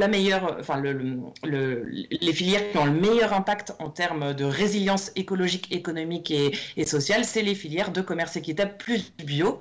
Pourquoi ? Parce que, en fait, en donnant aux producteurs un contrat sur la durée, un prix minimum qui, à minima, couvre les coûts de production, une prime de développement, c'est-à-dire les outils vraiment économiques du commerce équitable, tout en renforçant l'autonomie des producteurs, parce que ça rééquilibre aussi dans les filières le pouvoir de négociation des productrices et des producteurs face à ces multinationales qui négocient beaucoup ces prix-là. Ce qu'on voit, c'est que les outils économiques du commerce équitable, ils permettent à minima cet investissement dans la transformation des modes de production vers des pratiques agroécologiques. Ils permettent de maintenir des systèmes agroforestiers quand ils sont déjà en place, mais ils permettent aussi de transformer carrément les modèles quand on veut passer de conventionnel à des modèles plus résilients écologiquement parlant. Donc voilà, donc ça c'est vraiment le cœur de ce qu'on a pu constater de toutes ces études d'impact des dernières années. Et donc, on peut passer à la slide suivante et puis encore la suivante. Merci. Et bien, cette théorie du changement, elle est en parallèle des études d'impact, très concrètement illustrée au quotidien sur le terrain, dans des partenariats de commerce équitable, notamment à travers un vaste programme qui s'appelle le programme Équité, que Commerce Équitable France pilote en Afrique de l'Ouest, donc Côte d'Ivoire, Burkina, Mali, Ghana, Togo et Bénin. C'est un énorme programme qui est financé en partie par l'Agence de coopération française, l'AFD, et puis le FEFEM, qui est le Fonds mondial, le Fonds français pour l'environnement, justement, et donc qui soutient 40 projets de coopératives et qui vient structurer des filières de commerce équitable avec vraiment un objectif de créer des filières résilientes au changement climatique en Afrique de l'Ouest, tout en permettant de, évidemment, lutter contre la pauvreté des productrices là-bas. Donc il y a eu une première phase de ce programme qui a duré 3 ans, là on est dans la deuxième phase, et donc il y a eu des résultats de la première phase du programme qui ont été extrêmement intéressants pour venir à nouveau apporter des espèces de solutions innovantes de comment casser ce cercle vicieux dont je vous parlais tout à l'heure pour essayer au contraire de mettre en place un peu des boucles plutôt vertueuses. On peut passer à la slide suivante s'il vous plaît. Je ne vais pas rentrer dans les détails, mais c'est juste pour vous... C'est un résumé un peu visuel de ce que j'ai essayé d'expliquer tout à l'heure sur ce cercle vicieux, en fait, ce qu'on voit notamment sur la filière cacao, parce que ce programme Équité, il s'insère... il a un gros focus sur... cacao. La filière cacao aujourd'hui, elle fait face à des enjeux catastrophiques, vraiment de vieillissement des parcelles cacaoyères, d'extrême pauvreté, de travail des enfants dans les filières. Il y a vraiment beaucoup d'enjeux cumulés. Et ce qu'on voit, c'est qu'il y a une espèce de piège à pauvreté qui s'est mis en place. Je ne vais pas rentrer dans les détails, mais voilà, en gros, juste pour dire qu'il y a des parcelles qui sont vieillissantes, il y a des producteurs qui sont complètement, endettés avec un cours du cacao qui a encore chuté alors que la demande est toujours en augmentation, donc qui ne peuvent pas investir dans ces nouvelles parcelles, dans la réhabilitation de leurs parcelles, qui ont souvent recours du coup à ces intrants chimiques ou à la déforestation, et donc qui alimentent ce cercle vicieux des dérèglements climatiques. Et donc là-dedans, nous, le programme Équité, il a commencé par aller, c'était assez intéressant, chiffrer en fait l'investissement initial d'une parcelle d'1 hectare en agroforesterie en Côte d'Ivoire. Combien ça coûte de passer en agroforesterie très concrètement, puisque tout le monde parle de transition écologique et sociale, mais personne ne parle du coût de cette transition. En fait, on ne sait pas combien ça coûte de faire cette transition. Donc on est allé chiffrer ça, et puis on s'est aperçu que la première année, ça coûtait 762 €. 1,5 million de CFA de passer en agroforesterie, en système agroforestier quand on est en système traditionnel. Donc sans capacité d'investissement, la plupart des producteurs ils sont pas du tout en capacité de transformer leur mode de production, et donc le programme Équité il est venu apporter des choses qui permettent de passer dans cette transition. Je ne pourrais pas tout vous présenter, j'ai bientôt fini, mais du programme Équité, mais du coup on peut passer à la slide suivante s'il vous plaît. Mathilde, je oui. vous propose de terminer relativement rapidement, qu'on ait quand même un petit moment pour l'échange, parce que là, le temps file. Merci. Oui, bien sûr.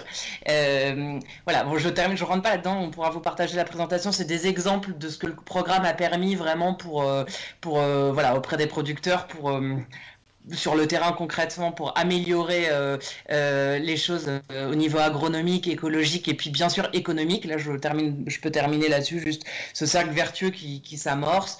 Et puis j'aurais pas le temps du coup de le présenter, mais je voulais juste aussi vous dire qu'un autre levier du commerce équitable au-delà de l'agronomique et de ce qu'on peut voir sur le terrain, c'est vraiment aussi le plaidoyer, aller changer les règles du jeu au niveau international, du commerce international, pour justement accompagner accompagner ce que le commerce équitable est capable de faire et son potentiel, parce qu'on peut faire plein de choses, mais tout seul, le commerce équitable, ça reste encore une niche. On a besoin d'aller transformer les mentalités et puis aussi les choses au niveau politique. Voilà, je m'arrête là, désolé pour le délai. Non, parfait. Merci beaucoup, Mathilde. Effectivement, c'est vrai, je retiens cette idée, c'est que le commerce équitable, en fait, est un levier pour la transition écologique et sociale, et que c'est aussi une manière d'éviter le court-termisme dans l'action que vous pouvez mener, et c'était fort intéressant. Merci beaucoup, Mathilde. On va passer maintenant, oui, effectivement. Voilà, on va passer donc à Tristan Lecomte, fondateur de Altereco et de Pur Projet. D'ailleurs, c'est assez drôle comme nom, Pur Projet. Vous nous expliquerez sans doute un peu votre vision des choses. C'est à vous, Tristan. Merci beaucoup et bonjour à tous. Je souscris à tout ce qui a été dit, à la fois sur le constat macro, sur les enjeux climatiques, et puis la difficulté particulière pour les petits producteurs, et en quoi le commerce équitable et pour moi aussi les mécanismes de compensation climatique peuvent être participer à la solution, même si ça reste pour l'instant des toutes petites solutions, que ce soit le commerce équitable ou l'activité climatique.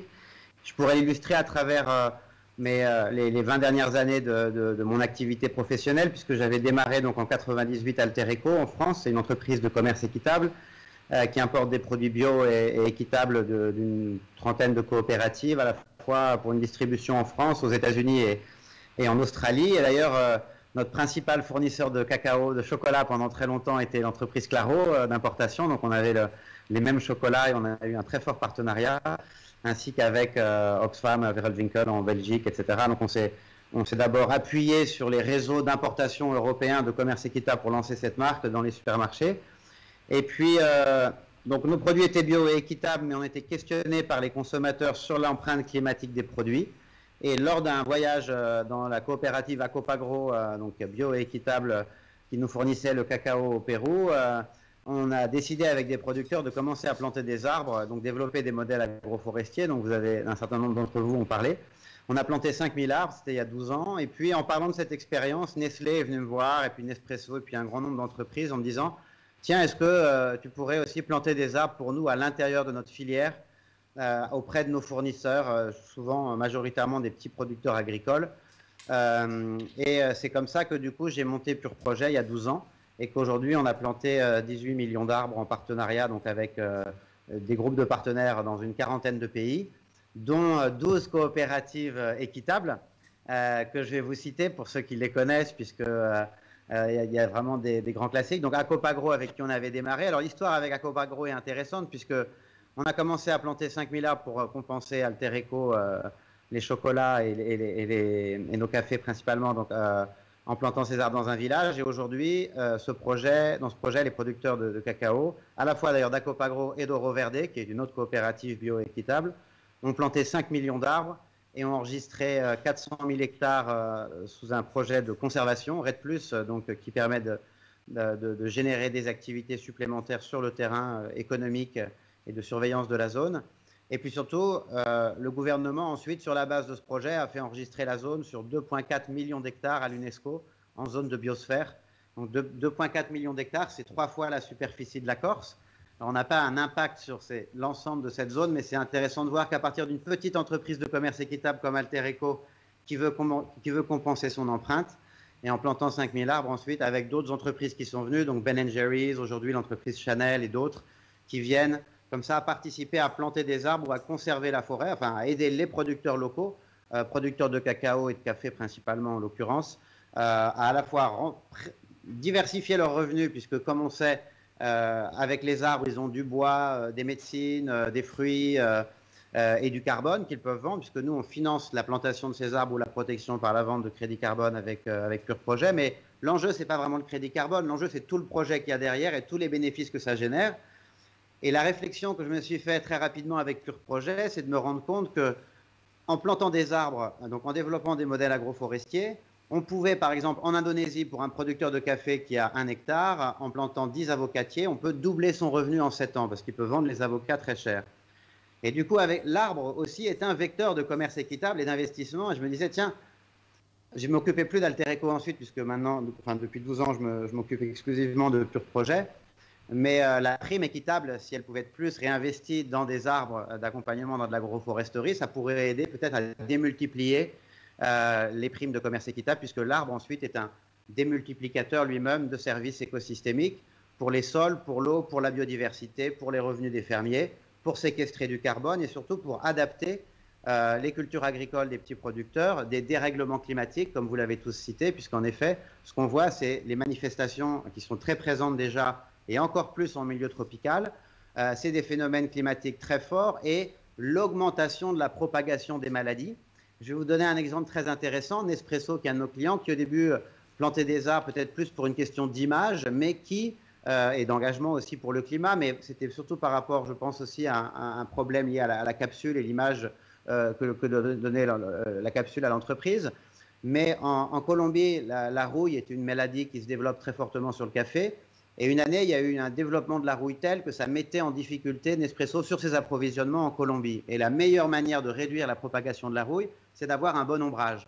Donc, d'un projet de communication, c'est devenu vraiment un projet de sécurisation des approvisionnements en qualité et en quantité, et aussi du coup de revenus pour l'agriculteur, puisque les productions de café sont de meilleure qualité. L'arabica a besoin de 40% d'ombrage, c'est une essence forestière, tout comme le cacao ou le thé.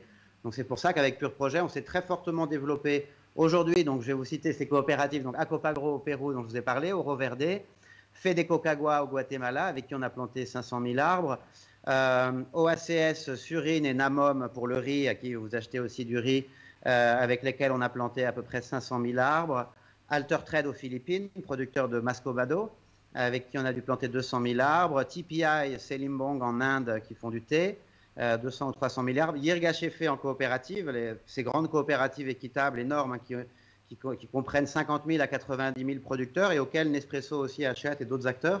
Donc c'est très intéressant de voir comment on combine différents opérateurs sur des mêmes coopératives. Donc Yirga Shefé, c'est 50 000 producteurs et on va planter peut-être 5 millions d'arbres chez eux. Rwenzori en Ouganda, qui fait de la vanille et du café, et en Côte d'Ivoire, une dizaine de coopératives, puisque comme vous le savez, vous l'avez bien dit Mathilde, la situation dans les champs de cacao est tragique, mais en même temps, il y a une initiative sous l'égide de la World Cocoa Foundation qui est assez intéressante, puisqu'elle réunit tous les opérateurs mondiaux du cacao pour agir en Côte d'Ivoire et en Ghana, et pour essayer de rendre l'ensemble du cacao agroforestier, ou en tout cas plus agroécologique et mieux adapté au dérèglement climatique, pour sécuriser les approvisionnements en cacao, mais aussi pour sécuriser les revenus de ces agriculteurs. Donc c'est très intéressant sur le cacao, ça donne une note d'espoir. Et Guapa Coco aussi, bien sûr, au Ghana, on travaille beaucoup avec eux. Et donc maintenant, ça fait 25 ans que je vois ces coopératives, parce que je vais, pas en cas de Covid, mais auparavant, on est présent, en tout cas on est présent sur le terrain partout avec nos équipes, et moi-même je vais sur le terrain. Et je vois qu'en effet, la situation des petits producteurs, c'est encore une question d'injustice, que ce soit vis-à-vis du commerce mondial ou du climat, parce qu'ils sont les premières victimes. Mais il y a aussi toujours, et je pense que c'est ça qui est la motivation et ce qui nous motive tous, cette note d'espoir très forte chez les producteurs les plus pauvres, alors que nous, souvent, dans nos sociétés, nous-mêmes les Français en particulier, on est souvent assez vindicatifs ou désespérés, ou on a l'impression d'être impuissant face à ce qui se passe. Et nous, c'est ça, je pense, ce qui nous motive chez Pur Projet, et ce qui nous motivait aussi chez Alter Eco, c'est le fait de garder espoir, de se dire qu'on peut changer les choses. Oui, la situation est dramatique, mais sur la base du témoignage des petits producteurs agricoles, et qui sont dans des contextes beaucoup plus complexes que les nôtres, mais qui gardent espoir et qui sont des modèles d'engagement. Souvent, ils s'engagent pour leur coopérative de manière bénévole.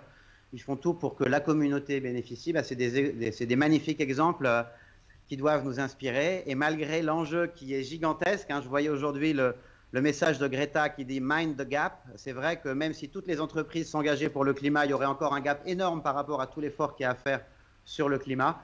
Donc on est au début j'espère d'un défi énorme que j'espère on va réussir à relever tous ensemble. Et les mouvements comme le commerce équitable, l'agriculture biologique et les opérateurs du climat, à mon avis, sont très complémentaires pour aider les producteurs. Il y a un risque, c'est que la compensation carbone, qui est quand même majoritairement un business d'achat-vente de droits à polluer, avec parfois très peu d'additionnalité, puisque c'est émis par des grands groupes, etc. Autant l'accord de Kyoto avait une insistance très forte sur le fait que c'était un mécanisme de solidarité, il fallait que ça soit fait pour aider les pays pauvres, hein. C'est ça la compensation carbone. Et aujourd'hui, avec l'accord de Paris, c'est plus chaque pays qui prend ses engagements et qui va s'engager à réduire un peu comme il le souhaite. Donc il y a beaucoup moins de solidarité, c'est un risque. Et du coup, le vrai enjeu, c'est que cette vague énorme d'argent et d'engagement qui vient sur le climat, sur l'industrie du climat, elle continue de bénéficier en premier lieu aux petits producteurs agricoles et qu'elle ne soit pas déviée par des grands groupes énergétiques ou agrochimiques qui vont nous dire qu'ils font de la compensation alors que souvent, c'en est pas, où il n'y a pas un vrai impact.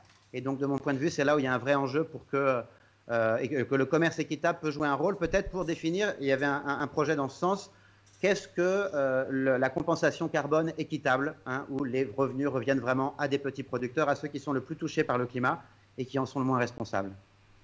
Merci Tristan, merci beaucoup. En fait, on pourrait dire, oui, bien sûr... On pourrait dire, en vous entendant, que, en fait, même quand on est relativement petit, on peut jouer un rôle moteur dans le développement durable. Et en plus, ces efforts peuvent être rentables, ce qui est évidemment extrêmement intéressant à tout point de vue. Merci, oui. Voilà, nous allons maintenant écouter encore Claire Fischer. Claire Fischer, vous êtes donc responsable de la campagne Fairtrade Town. Vous nous en direz 2 mots, mais vous êtes aussi, vous travaillez aussi, vous êtes collaboratrice aussi donc de Swiss Fairtrade, et puis vous êtes aussi présidente des Botteghe del Mondo, c'est-à-dire un peu l'équivalent des magasins du monde au Tessin. C'est à vous. Bonjour.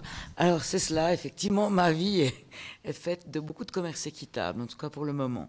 Alors, atterrissons à Bâle. Je suis désolée, l'atterrissage sera un petit peu difficile après la Thaïlande, et puis c'est très très intéressant. Point de vue du sud du monde. J'aimerais vous présenter en quelques mots Swiss Fairtrade. Donc Swiss Fairtrade, c'est un petit peu comme ce dont Mathilde nous a parlé, c'est donc l'organisation fêtière suisse. Alors, toute proportion gardée, parce qu'on est beaucoup plus petit, mais ce que j'aimerais, on a une trentaine de membres qui sont les magasins du monde sont parmi les membres fondateurs de cette association qui existe depuis 2007. À côté de cela, il y a des organisations non gouvernementales spécialisées dans la coopération. Il y a des entreprises, des institutions, une institution de labellisation et des vendeurs, toute une nouvelle catégorie justement de petites entreprises, de start-up spécialisées dans la vente d'un produit avec des critères équitables. Bien, alors la mission de Swiss Fairtrade est donc la promotion du commerce équitable, le renforcement de ses structures et l'établissement d'exigences et de normes en la matière. Donc, par exemple, toute la réflexion sur les labels, c'est une réflexion qu'il faut sans cesse reprendre, parce que c'est un monde en évolution. Mais étant donné qu'il y a peu de temps, j'aimerais insister un petit peu sur un des aspects, peut-être que vous connaissez moins, mais qui est primordial de Swiss Fairtrade, c'est son aspect centre de compétences. Alors, Swiss Fairtrade développe un certain nombre de réflexions, d'études, de contacts avec des organisations sœurs ou frères dans d'autres pays et développe la connaissance et l'accumulation de connaissances et le partage de connaissances sur des thèmes. Alors justement, c'est intéressant de voir que ces thèmes, au cours du temps, se sont modifiés. Les premières années, on s'occupait davantage de produits, le café, le cacao. On s'est intéressé après aux structures, aux coopératives. Les coopératives sont importantes. C'est un des principes, c'est un type des organisations.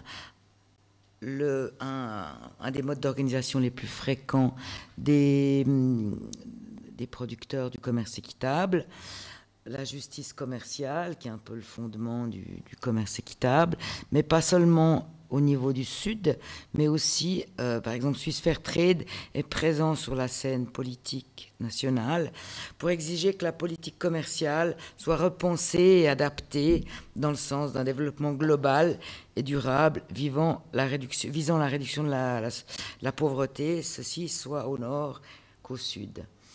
Un autre thème qui a d'ailleurs fait l'objet de notre journée du commerce équitable de l'année passée, un thème important, c'est l'égalité des chances grâce au commerce équitable, donc que ce soit l'égalité de genre, mais aussi l'égalité entre groupes, l'égalité entre nord et sud, etc., l'égalité entre groupes culturels, bref, pour montrer que le commerce équitable promouvait l'égalité des chances et permet aux productrices et aux producteurs de suivre des parcours professionnels leur permettant, leur offrant des opportunités de développement.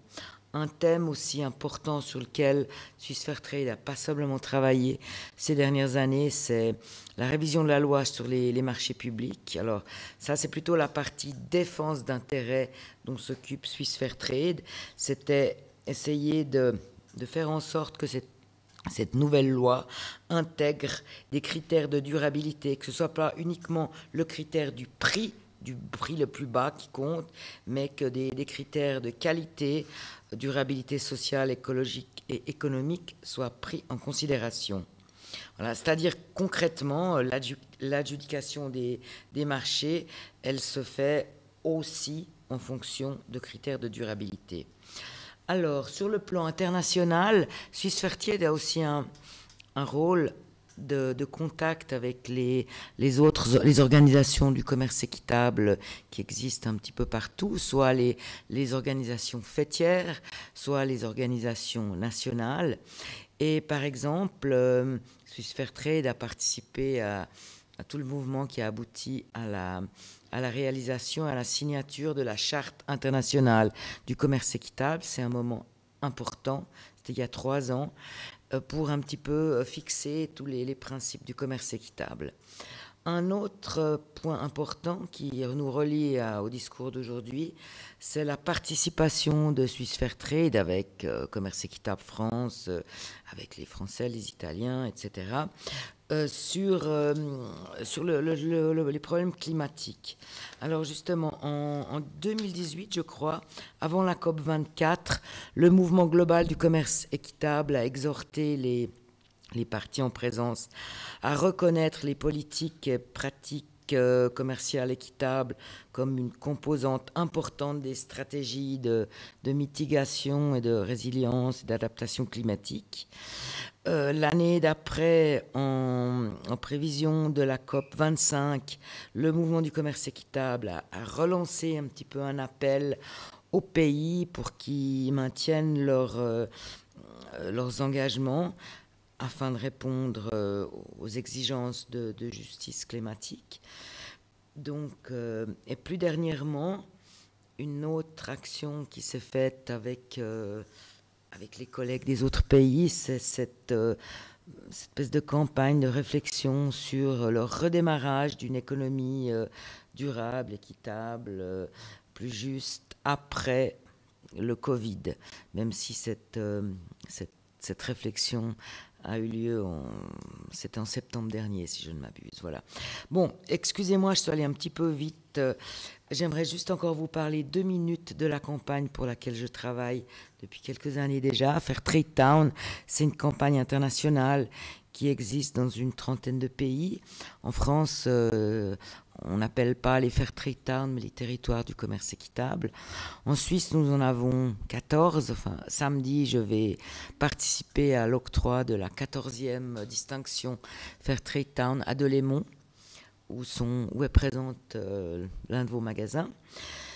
C'est une campagne, son intérêt, c'est donc de promouvoir le commerce équitable. En fait, on a choisi au niveau international, il a été le sympathique vétérinaire de Garstang, a eu l'idée d'une campagne proche des gens qui permettent un petit peu de faire passer des idées, parce que tous ces messages dont on a parlé aujourd'hui, c'est pas toujours évident les faire sortir des cercles d'initiés et d'intéresser un petit peu tout le monde. Donc c'est un peu le but de Fair Trade Town, dans lequel campagne qui nécessite le respect d'un certain nombre de critères. Il s'agit surtout de mettre un petit peu des produits équitables dans les institutions publiques, mais aussi dans le monde privé, dans les commerces, les établissements de restauration, hôteliers, et également dans les associations et les entreprises. Donc il s'agit que tous ces acteurs utilisent des produits équitables. Alors ça peut paraître banal, mais c'est important parce que ça permet de discuter avec tous ces gens qui ne connaissaient pas forcément au préalable le commerce équitable. Ça crée aussi des liens entre différents types d'acteurs et ça peut permettre de déboucher sur des intéressantes synergies, pas seulement au niveau du commerce équitable, mais plus largement au niveau d'initiatives durables, déchets, limitation de la consommation, etc. Voilà, donc je vous remercie de votre attention. Vous pouvez, pour plus d'informations, oui, parce que peut-être le principal, j'ai oublié de le dire, samedi, c'est la journée mondiale du commerce équitable, et le thème qui a été choisi par Swiss Fairtrade pour cette année, après en avoir parlé longuement avec les magasins du monde, c'est la crise climatique. Alors, si vous voulez des informations sur ce que nous faisons et notre offre, vous pouvez regarder sur le site, les deux sites indiqués sur l'écran, swissfairtrade.ch ou fairtradetown.ch. Je vous remercie, bonne fin de journée. Merci. Merci beaucoup, Claire. Moi, je retiens dans votre affirmation qu'en fait, que la question du commerce équitable est trop importante pour que chaque association travaille dans son coin. Il faut donc se réunir pour avoir un levier d'action qui soit relativement solide. Merci beaucoup. Nous allons maintenant effectivement passer un petit moment au débat. Je me tourne vers Agathe. Est-ce que vous avez plusieurs questions qui se posent? Parmi, il y en a quelques-unes. Donc, je vais venir vers vous. On va voir aussi avec vous. Je vous propose de nous mettre en connexion aussi avec Mathilde et Tristan, si c'est possible. Et que, comme ça, chacun peut évidemment prendre la parole, répondre. Mathilde et Christian, dès qu'on vous aura, vous nous faites un petit signe quand vous souhaitez intervenir, ou simplement vous intervenez, et on vous écoutera, évidemment. Agathe, quelles sont les questions? Alors, bonjour. Alors, il y a déjà près de 60 personnes qui sont avec nous ici. C'est vrai qu'on est moins nombreux, nous, mais voilà, il y a beaucoup de personnes connectées sur Facebook et Zoom. Alors, il y avait 3 questions, je les pose toutes. Elles sont pour 3 personnes différentes. Mathilde, alors, il y en a une qui est assez courte. Il y en a une pour Mathilde Brochard. Est-ce que vous pourriez indiquer où on peut trouver ces études comparatives sur l'impact environnemental des différentes filières ? Alors, on va vous demander tout de suite, Mathilde. Oui, bien sûr. Oui, on vous entend. Ah oui, vous pouvez les trouver sur notre site, le site de Commerce Équitable France, donc www.commerceéquitable.org. Enfin, sur Google, vous tapez Commerce Équitable France, ça va apparaître tout en haut. En deuxième position. Et il y a une partie qui s'appelle études sur le site et elles sont toutes là, toutes référencées. Et c'est aussi là qu'on trouvera, sous Commerce Équitable France, le programme de la quinzaine aussi. Hein. Oui, il y a un lien qui renvoie vers un site dédié à la quinzaine du commerce équitable. Oui, c'est ça. Merci. Agathe, deuxième question. Alors, deuxième question, est-ce que, donc c'est plutôt pour Tristan Lecomte, de la part de Marie-Claire Comment, voilà. Donc vous dénoncez les grands groupes, mais comment pouvez-vous collaborer avec Nestlé? Expliquez-nous. On voilà une bonne question. Je ne pense pas que je dénonce les grands groupes, j'essaye de collaborer avec eux. Alors je sais que dans le secteur du commerce équitable, il y a des gens qui ont une vision différente et qui voudraient plutôt les voir disparaître. C'est une vision politique que je respecte. Mais en tout cas, dans le cadre, que ce soit d'Alter Eco ou de Pur Projet, en effet, on collabore avec des multinationales pour les aider à changer. On ne travaillerait pas avec n'importe quelle entreprise, mais en tout cas, celles avec lesquelles on travaille. En l'occurrence, je sais que Nespresso, par exemple, a souvent une mauvaise image auprès des militants à cause de la capsule. Mais par ailleurs, en tout cas, dans le domaine de l'engagement vis-à-vis des producteurs et du réchauffement climatique, ils sont extrêmement engagés et nous, on les aide sur ce plan-là. La capsule, c'est un autre débat sur lequel ils travaillent aussi, et il peut y avoir un débat politique, mais en tout cas, on est beaucoup plus sur le mode de la collaboration que de la confrontation.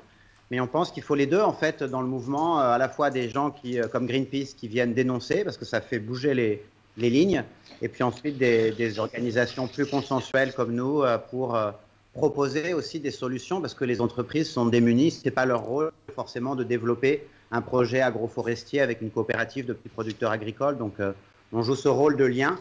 Mais je comprends tout à fait qu'il peut y avoir des gens qui soient très critiques à cet égard. Nous, on a pris le parti de la non-dualité et d'aider, de créer des ponts plutôt que des murs. Mais il faut les deux. Merci beaucoup. Comme on dit, il faut de tout pour faire un monde, mais je ne sais pas si ça s'adapte à cette idée-là.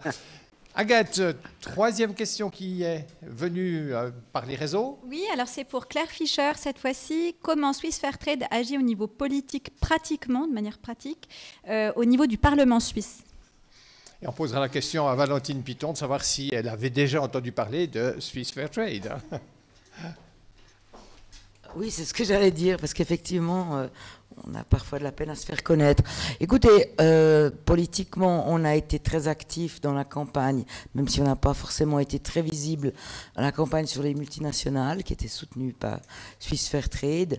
Comme je vous l'ai dit, notre directeur a participé à cette longue procédure de consultation pour la révision de la loi sur les marchés publics.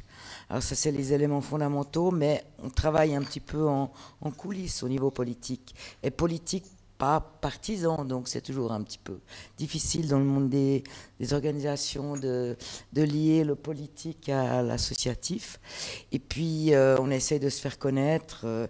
Il y a quand même un certain nombre de conseillers nationaux ou bien de responsables politiques à d'autres échelles qui nous connaissent. Et j'espère que ça ne fera qu'augmenter. Valentine Piton, il y a une collaboration entre les Verts et Swiss Fairtrade? Alors, il n'y a pas directement une collaboration, peut-être parce que justement, pour l'instant, je n'ai pas l'impression que Swiss Fairtrade fait le choix ou la possibilité de vraiment faire un lobbying actif au sein du Parlement.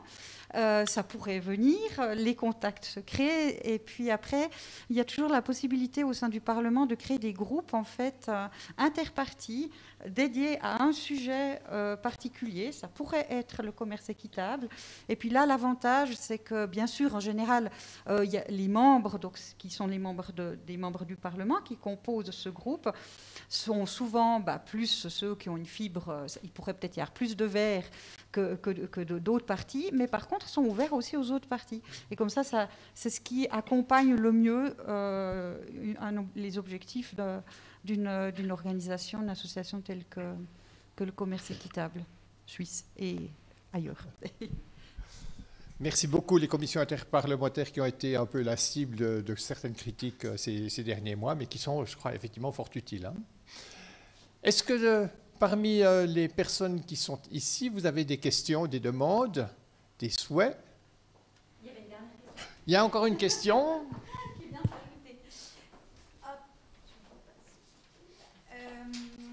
Alors, il y a une personne de François Margot. Oui, merci. Donc, je suis assez étonnée qu'aucun intervenant n'ait parlé du lien avec le mouvement de promotion des produits bio et locaux, circuits courts et équitables. Est-ce intégré dans vos concepts et plaidoyers, peut-être plus pour Lara ou pour Mathilde? Effectivement, c'est une question qui se pose.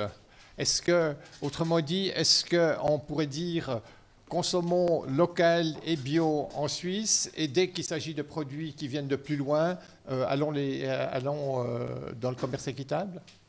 Mathilde, lève-toi, Mathilde.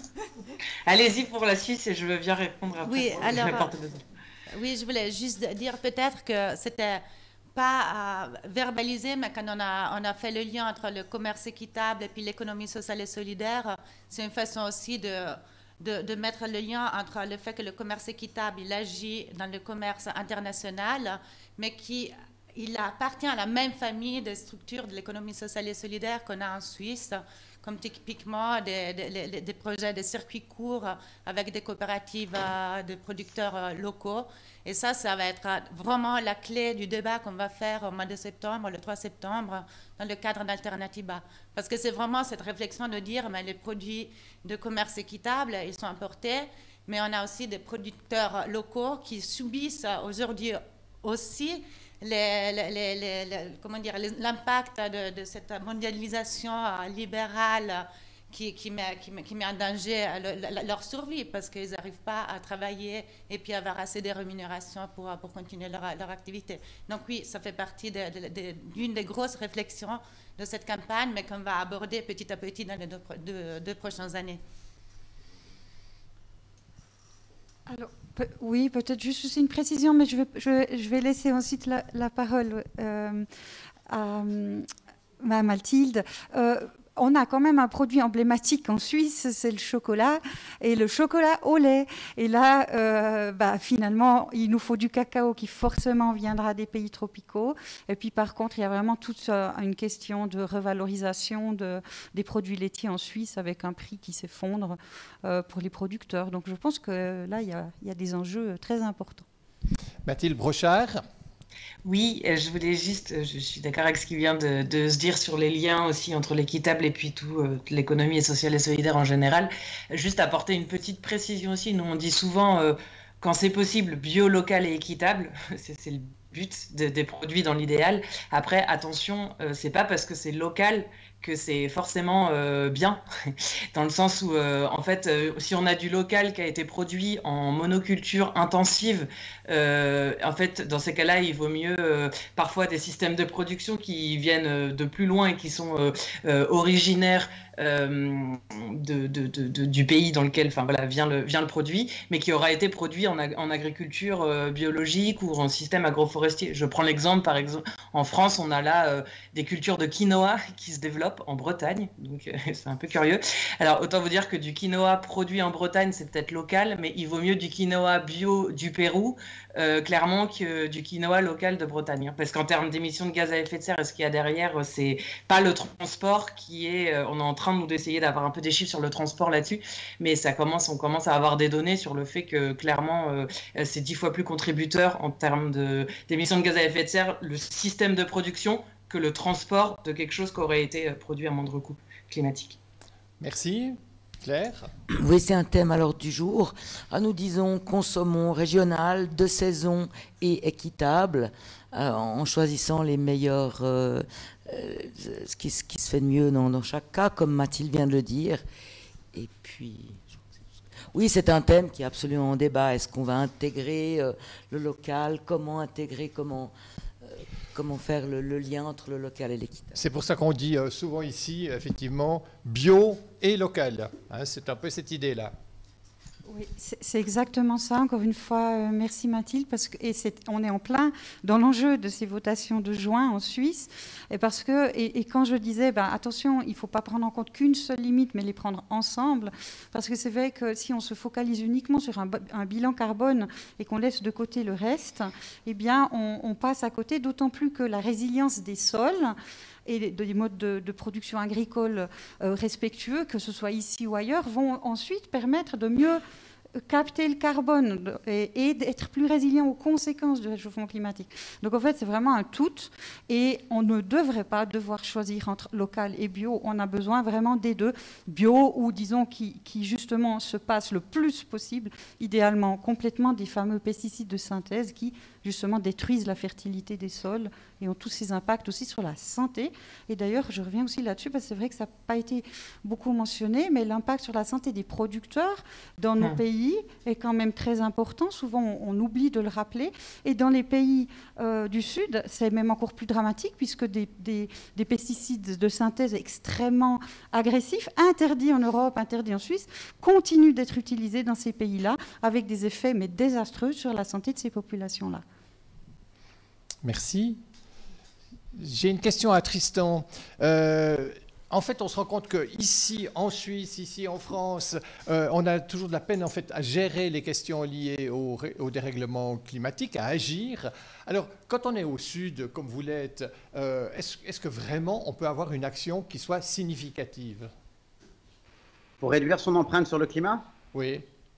Oui, bien sûr. Déjà, en tant que consommateur, c'est réduire sa consommation de produits carnés, par exemple, qui est le gros de l'empreinte alimentaire en général.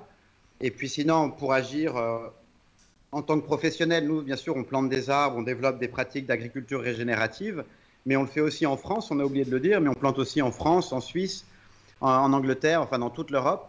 Et en fait, partout sur Terre, il y a la nécessité de régénérer les écosystèmes. Ce n'est pas uniquement pour le climat qu'on développe des modèles agroforestiers, mais c'est aussi pour régénérer les sols, l'eau, la biodiversité, et diversifier les revenus des agriculteurs. C'est l'agriculture du futur, en fait, une agriculture qui doit être réconciliée avec le vivant, parce qu'une agriculture qui veut dominer artificiellement le vivant et qui la détruit et qui détruit aussi les producteurs agricoles. Il n'y a aucun producteur agricole qui a de moins de 100 hectares qui se soit réellement enrichi avec l'agriculture de toute l'histoire de l'humanité. C'est quand même incroyable. Enfin, le prix du riz ici, c'est le même au moulin qu'il y a 10 ans ou il y a 15 ans quand j'ai commencé avec Alter Eco. Donc c'est dingue.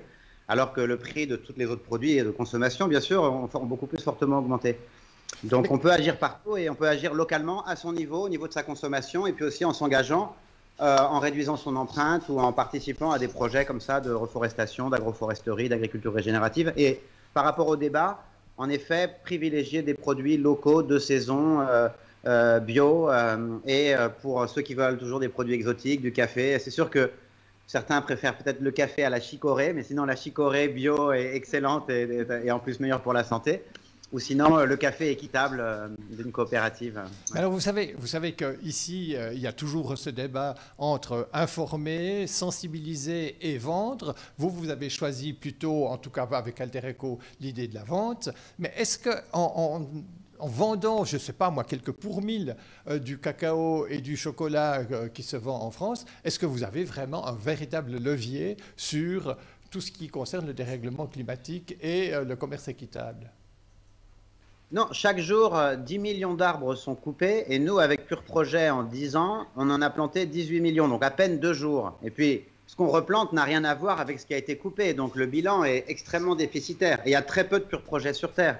Donc il faut vraiment développer toute une industrie de la régénération des écosystèmes.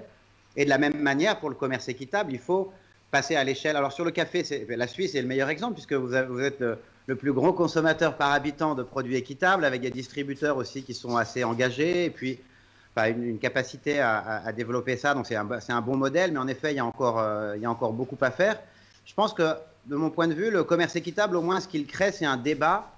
Il mobilise le public, il mobilise les citoyens. Avant, dans les supermarchés, il n'y avait rien, il n'y avait aucun produit pour lequel on se posait des questions. Tiens, il y a un café équitable, qu'est-ce que ça veut dire sur le café pas équitable?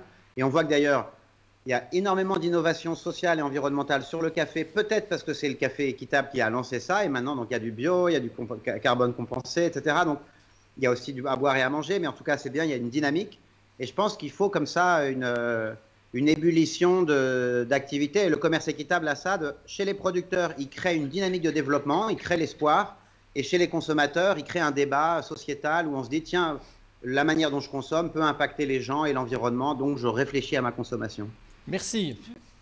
Je me permets Piton de rebondir sur cette dernière phrase parce que j'ai ici vraiment un exemple très précis. Dans le cadre de cette campagne sur les initiatives dites pesticides, un des arguments des opposants, qui en fait est l'agro-industrie, qui sont les seuls finalement à avoir des intérêts à ce que des pesticides de synthèse continuent d'être utilisés partout, un des arguments c'est que parce que donc l'initiative zéro pesticide demande que les produits importés doivent respecter des mêmes critères que ceux qu'on exigerait d'ici 10 ans des agriculteurs, parce que sinon évidemment ils se retrouveraient face à une concurrence déloyale. Et là la réponse est de dire, mais par exemple dans le cas du cacao, qu'on doit importer, que toutes nos grandes fabriques de chocolat importent, eh bien, on aurait besoin que la Suisse aurait besoin de 80% de la production de cacao qui correspondrait à ces critères-là. Et donc, alors, c'est pas possible. La Suisse ne peut pas drainer à elle seule 80% du cacao qui serait vraiment respectueux de l'environnement. Moi, je dis, mais au contraire, c'est l'inverse. C'est que je pense qu'effectivement, si enfin cette demande via ces grands transformateurs, notamment de chocolat, augmentent leur demande en produits respectueux de la nature et des petits producteurs dans les pays tropicaux, eh bien, finalement, c'est vraiment cette boucle vertueuse. Comme quoi, vous voyez que notre choix de consommateur et d'exigence en tant que citoyen va aussi se répercuter, bien sûr, sur les personnes qui nous approvisionnent en produits qui, de toute façon, malgré le réchauffement climatique, on ne produira jamais du cacao. Hein. Lara Baranzini, vous avez l'impression qu'on peut agir en étant un tout petit détaillant, quelque part, du commerce national? Oui, c'est pour ça que j'avais mis en avant cet aspect de réflexion, de participation du mouvement du commerce équitable aux débats sociétaux. Donc c'est vraiment une composante essentielle du mouvement du commerce équitable, c'est vraiment le fait de participer au débat sociétal, de participer au débat politique et de dire qu'est-ce qu'on veut pour le monde de demain. Et ça, c'est un des aspects du mouvement du commerce équitable qui est intrinsèque, qui est fondamental. J'aurais encore une question, Mathilde, oui, on vous écoute et puis peut-être...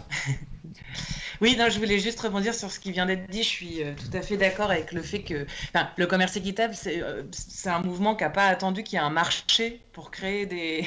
Je dirais que c'est le mouvement qui crée le marché, en fait. Si on avait attendu à l'époque qu'il y ait un commerce qui rémunère bien les producteurs, et puis, je veux dire, c'est dans l'essence même du commerce équitable de justement aller essayer de créer ce marché-là et de changer les choses. Et pour rebondir sur ce qui vient d'être dit, c'est vrai qu'au niveau politique, nous, on est en train de réfléchir à des choses qui puissent accompagner justement ces entreprises qui ont un impact positif sur l'environnement et sur les êtres humains. Et notamment, un des gros chantiers qu'on va porter bientôt, ce sera sur une fiscalité écologique et sociale. Et justement, pour essayer d'utiliser le levier de la fiscalité, notamment de la TVA sur les produits, pour rendre plus accessible, envoyer des signaux prix qui soient positifs pour des produits qui ont un impact positif sur la société et sur les hommes versus des produits issus d'entreprises qui externalisent les coûts environnementaux, sociaux. Voilà. Aujourd'hui, si vous êtes une entreprise qui avait des mauvaises pratiques, vos produits ils sont plus accessibles, ils sont moins chers et du coup les consommateurs ils sont aussi dans des contextes de crise économique tentés d'aller acheter ces produits-là versus des produits issus de bonnes pratiques qui du coup sont plus chers parce que ces bonnes pratiques, il faut payer le coût des bonnes pratiques, le coût de la preuve avec un label des bonnes pratiques et puis le coût de la mise en conformité. Merci Mathilde.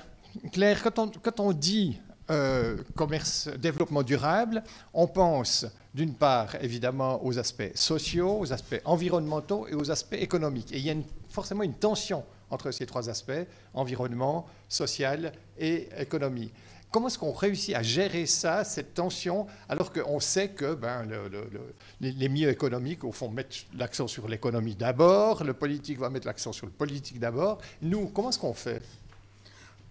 En tant que Suisse Fairtrade, on est une association fêtière, donc on essaye de faire un petit peu de tout. Hein. On n'est pas partisan, on ne va pas choisir entre différentes stratégies comme Lara vous a expliqué, entre les différentes filières.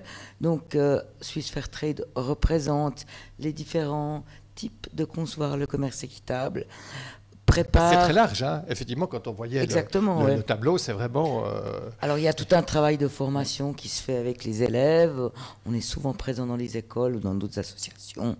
On est aussi présent dans le cadre économique. Donc, on essaye un petit peu de jouer avec ces différents aspects en fonction de la demande. Alors, dans mon autre casquette de présidente des magasins du monde de la Suisse italienne, effectivement, là, on a plus de latitude pour avoir une activité plus combative, pour être plus, pour demander, pour revendiquer, pour avoir c'est quelque chose d'un petit peu plus réactif, quoi. Mais à chacun son rôle, et je pense que on a besoin de tout le monde pour faire avancer les choses. Et effectivement, comme le disait Tristan, la Suisse est le pays du monde où est consommé le plus de produits équitables. Il ne faut pas se reposer sur ses lauriers. Ça ne veut pas dire qu'on va forcément on va pas résoudre tous les problèmes, mais c'est un point important. Et je pense que la consommation est un aspect qui permet de faire passer beaucoup d'idées sur justement une consommation différente, pour la conscience, réfléchir aux effets de ses achats, etc. Donc cet aspect est aussi important, même si il peut sembler banal.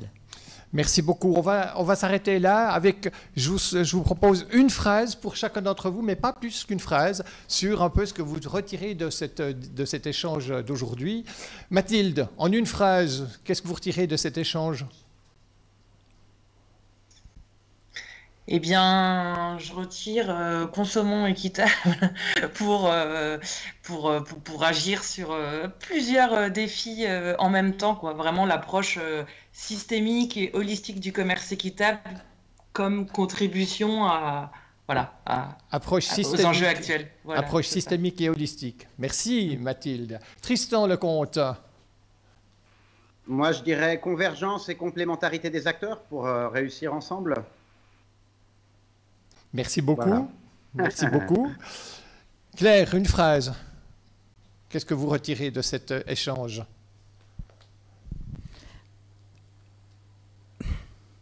Écoutez, c'était très intéressant. Je vais passer la parole à ma voisine. Valentine.